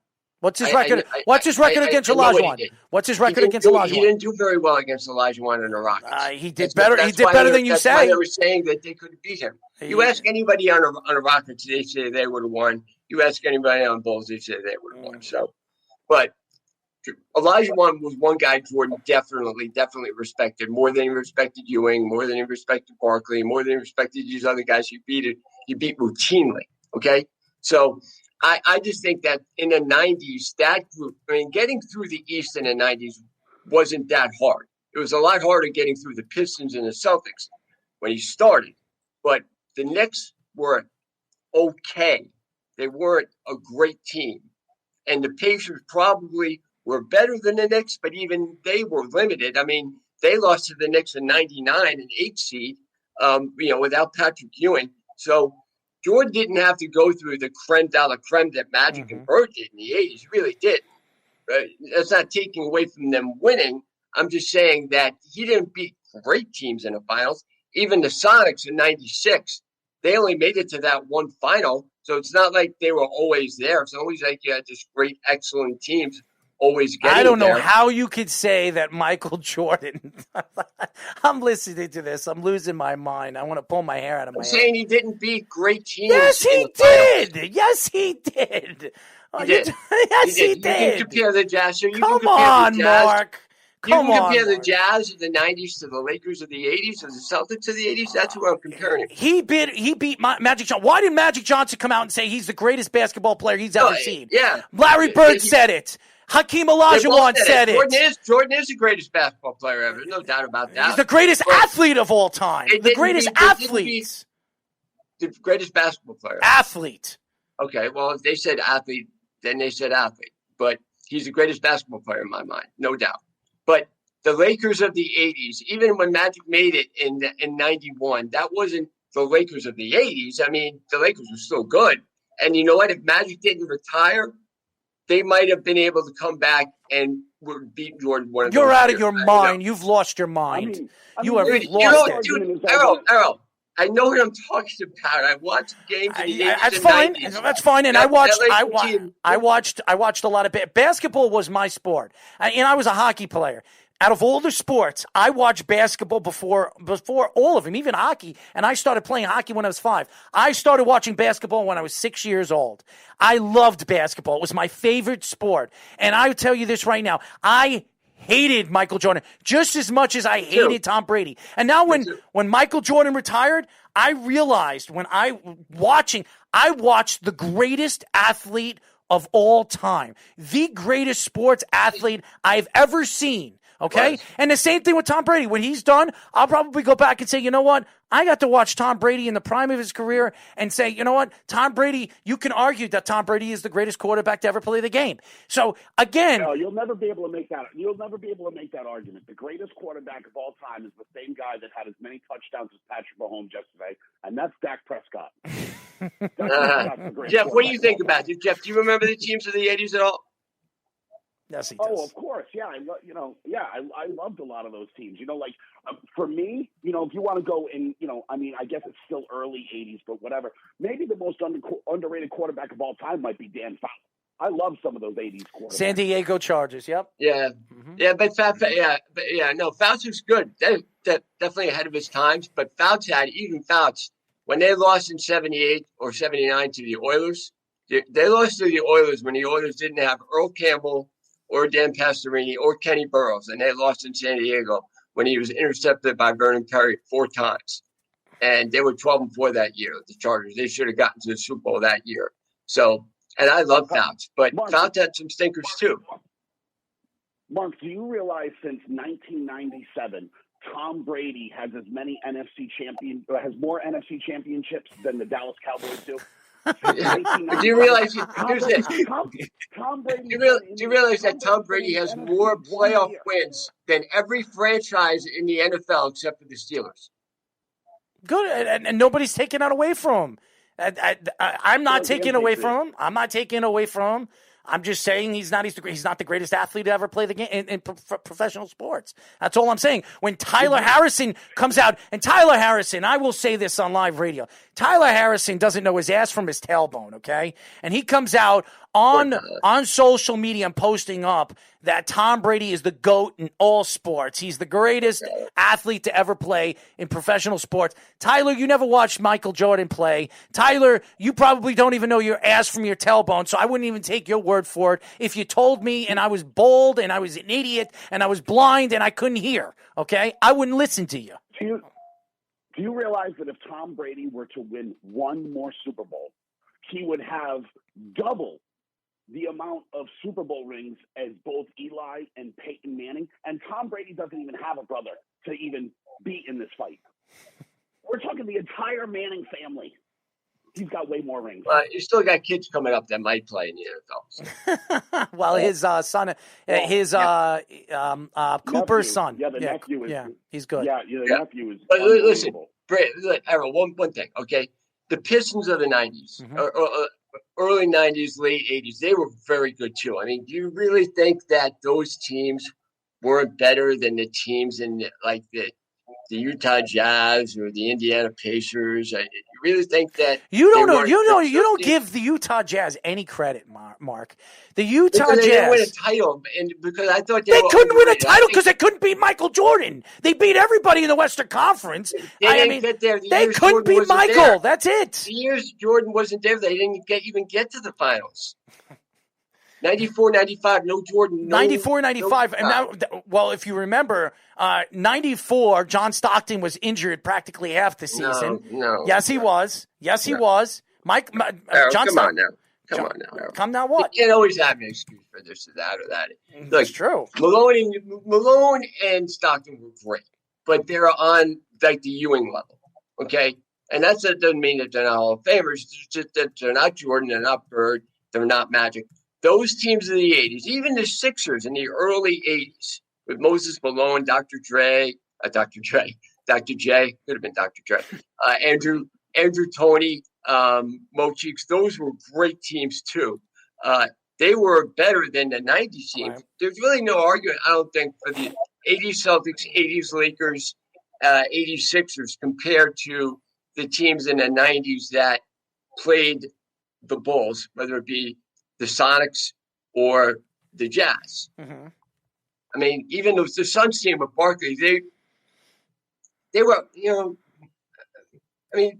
they won 60 games that year, and then Johnson, Barkley, that was a good team. It was. That was a good team. Barkley was the MVP that year. Yeah, but those were special teams. The Lakers and the Celtics of the 80s and the Sixers of the 80s, those were really special teams. It's hard to say. I don't understand how anybody could say it, but it's really hard to say that they were better than the teams in the 90s. I don't think there's even a comparison. Michael Jordan would have won. Hanging out with you guys tonight? Speedy's there. Yeah, he's listening. Yeah, I know. Speedy's been quiet. Speedy's listening. He's learning. He's listening. But go ahead. I wanted to ask Speedy, so we were told that this would have been the Cowboys' second consecutive. This guy must hate the Cowboys. Do you know what Cowboy has made it to the last two Super Bowls? Tony Romo. That's right. Tony's got a Super Bowl now. Oh yeah, it's just not a ring. Couldn't beat the Giants in 2007. By the way, the guy that ran on the field yesterday, that was hilarious. That was hilarious. Did you see that story? Yes, I saw that story. Yep. He was trying to promote a porno site. Who? No, dude. No. Go ahead. So he got because all the prop bets, and one of the prop bets was, will there be a streaker? And he put $50K down at plus 750. He made $374,000 after bailing him and his buddy out of jail. Because that's what he did. That's great. That is so funny. He was having lunch today at J. Alexander's, which is a restaurant here in town. He was having lunch and told the story to a bunch of people after just being bailed out of jail. Hey, Everybody, each his own, I guess, right? Too bad we didn't think of it. Speedy, get you to do that next time, Speedy.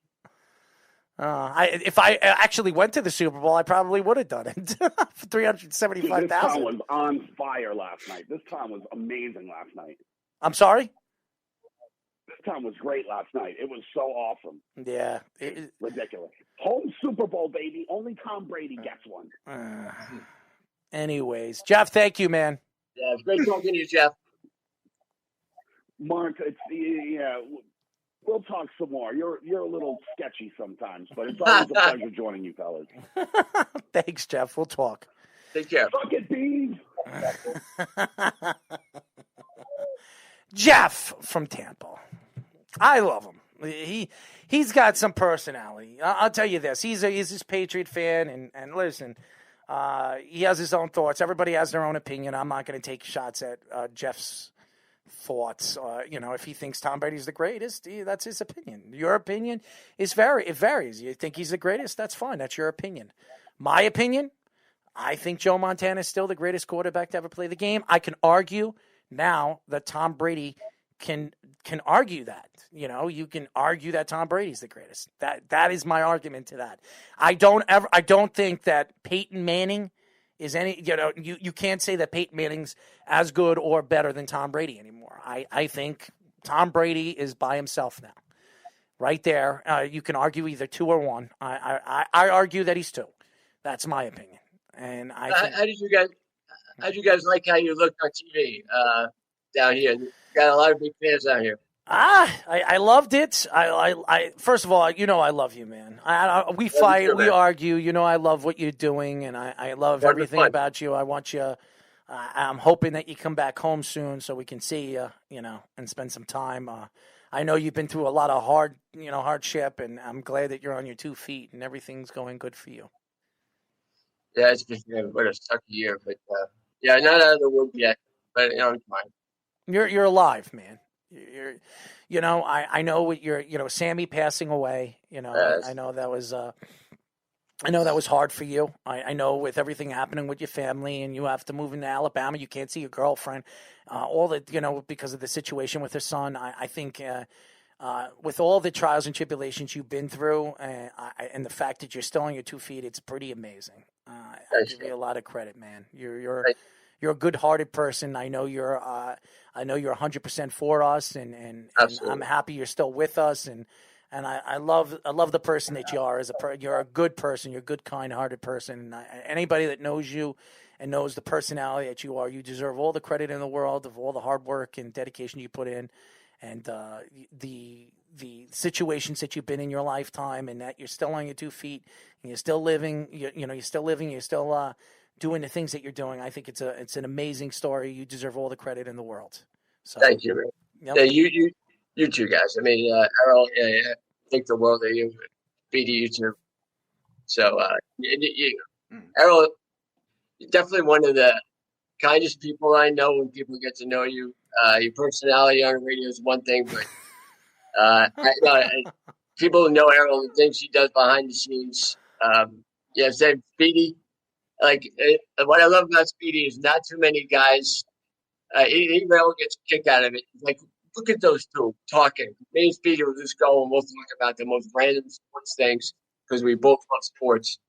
So, thanks for having me on again, guys. And I want to have more every Monday, man. Every Monday, like Ryan and some of the other guys on too down here. Absolutely.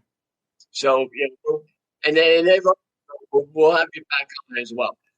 Yeah, man, absolutely. We would love to come on, and I love, like I said, Ryan. Again, Ryan's a very talented guy and an interesting personality himself. He needs to find that personality sometimes. I tell that to Ryan all the time. He's an amazing host of a radio show. I just think his personality. And I tell him, every time I go on his show, I try to bring out his personality because it's definitely raw. That's for sure. But everything about him, he's a star, and he has a great knack for sports, and his thoughts and his opinions are very interesting, to say the least. So I miss him, man. I miss him. I miss doing the show with him. Yeah, he's a unique dude, that's for sure. And he's happy. He loves doing his show, the Hickeys Pickies and all his crazy stuff that he does. But talented kid, and I'm happy. All the hard work and dedication that he puts into this. It's going to pay off with us. That's for sure. I really do believe it. So you guys are doing great. You got a lot of good stuff. You got a lot of good shows. You can see just how much you've grown, even since I've been there. Keep it up, man. I love you guys. Thanks for having me on, and we'll continue this debate. Always fun to talk about this. Absolutely, I love it. God bless, guys. Mark Kelly, ladies and gentlemen, good friend, brother, good personality, good-hearted person. He really is. And yes, I am a unique individual on the radio. That's for sure. But in person, no doubt about that. Yeah, I'm a crazy person. Anybody that knows me, I'm a crazy person. But I would give you my shirt off my back if you needed it. I'm not a harsh person. I just have my own opinions to sports. My personality varies in different days, on different days. But all in all, I like to have fun, and my opinions are my opinions. And if you like it. If you don't like it, you can listen to it and argue with me. If you like it, good for you. I could care less, but that's just me. And like Mark always says, he's like, as a personality on a radio show, it varies. And, as a person off air, you're one of the nicest people you ever meet. And I want people to realize that, this isn't me on the radio is me. My personality is me. I'm not going to change who I am for nobody, but I have a very distinct thought when it comes to sports, and I'm gonna come out and say whatever I want to say because that's my opinion. Your opinion varies to me. If you think that Tom Brady's the greatest, that's your opinion. That's great. I honestly, I'll put him there now. You can argue that, but I still take Joe Montana, and that's just me. You don't have to agree with me, but when a guy has gone to a Super Bowl 4 times and never lose. I'm taking the guy that's never lost. And that's Tom Brady's lost 3 championships. Nevertheless, he won 7, and that's pretty amazing by itself. But he lost 3, and he lost 2 against the same team. So, yeah. So, and that's all I'm going to say. And by the way, probably his greatest run was when he lost his 2007 Super Bowl. Okay, and he lost. He was undefeated going into that game, and he lost against the Giants. So I'm just saying, speaking the truth. I will, Speedy will give his underwear just like Carl says, and I will give my shirt. But I really appreciate all the fans that listen to our show. We definitely went over our time, but listen. With everything that we do with sports and media and the passion that we have on our network, I want everybody to realize that what we do here is to entertain people, and what you see is what you get on this show. I'm not fake. I am who I am. I have my own opinion towards it. If you like me, you hate me, I'm happy that you're listening to me either way. So that's all that matters to me. Keep listening. Keep listening to our network. We are growing. We're going to have some new shows coming to the network in the next couple of weeks. I'm very excited about it. And like I said, there's a lot of great things going to happen very, very soon, and I will announce it when it does come to fruition. And when it does, you guys are going to be very proud of what I've been doing and what I've been doing for this network. So I'm very excited for the future of the Worldwide Sports Radio Network. I'd like to thank Cruz Oxenreider from the Cruz Control podcast show. Yes, he was really, really cool kid. Also, talking to Joseph David and Brennan Detzler from the Sens podcast. Very, very nice guys too. The New Era Sens podcast. So very, very interesting 2 fellas that know their hockey and know their Ottawa Senators. So interesting. Definitely would love to get them on again. A shout out to Mark Kelly, good friend, personality, definitely stands out. Him thinking that Tom Brady is the greatest athlete of all time. I think he's on drugs, but that's just my opinion. Tom Brady was terrible at the combine. There's no athletic ability whatsoever in him. So how is he the greatest athlete of all time? I don't know. Maybe one of the greatest winners of all time. No question that he is. But greatest athlete, I would definitely hold up on saying that. That's for sure. And Tyler Harrison's an idiot. That's all I'm going to say about that. And Brian Snow taking shots at me on his show. You can kiss my ass too. I'm just kidding, Brian. Just kissing. I'm just kissing. Just kidding, Brian. I love you, man. But, it was funny. And I will say this before we go. Tyler was on Brian's show. And I think Tyler and Brian are going to be doing a podcast together. That's what I'm hearing. And Tyler was on and he was introduced. And Brian says, "Who took the mic out of your hands?" And then Tyler was laughing, and didn't say anything. Didn't say anything because I know he wanted to say me. Just so all you fans know, I didn't take the mic out of Tyler's hand. Never did. Tyler took the mic out of his hand. And that's the facts. And if Tyler lies about that, Tyler can come on the show anytime he wants and he can challenge me on that. I never took the mic out of his hands. Never did. I always wanted to keep Tyler. I know he was for this network. I love Tyler as a person, but for Tyler to laugh and giggle and make it seem like I was the one that took the mic out of his hands, that is a crap of you-know-what. So that's a fallout of bull, and that's all I'm going to say about that. And if Tyler, like I said, anybody from any of the network shows that we've had in the past has anything to say derogatory about me as a leader, as a radio guy, and as a person that doesn't stand out for the guys in the network, they're liars, and it's a bunch of crap. And that's all I'm going to say about that. But Tyler can come back whenever he wants if he came back to me and he talked to me. That's Tyler's decision, and there were other reasons why behind it on why Tyler decided to take the mic out of his hand. And that's all I'm going to say. Speedy, do you have anything to say before we go? Quite the arguments you and Mark had for sure. That's probably the longest argument we ever had by like 3 times. Well, Mark and me, we like to go back and forth, and Mark, like Mark would say, I try not to give him any time to speak, even though I do.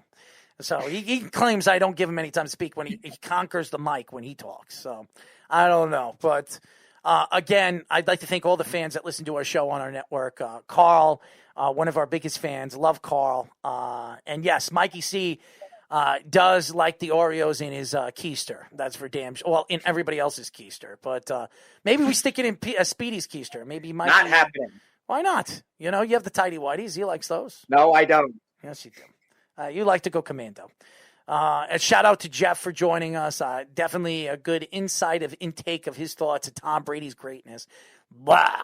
And, Tom Brady, and you'll hear it again from me from now on. Tom Brady is, you can argue, is the greatest quarterback to ever play the game. You can argue it. I wouldn't argue it, but he's there. He's there. There's nothing.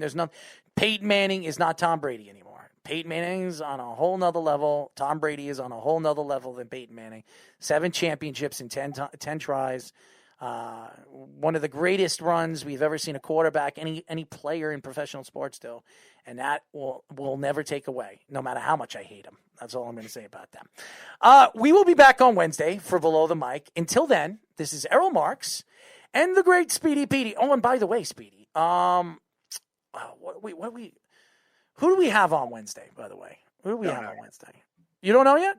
No. Nothing? Really? Jillian hasn't given you any intake on that? Not yet.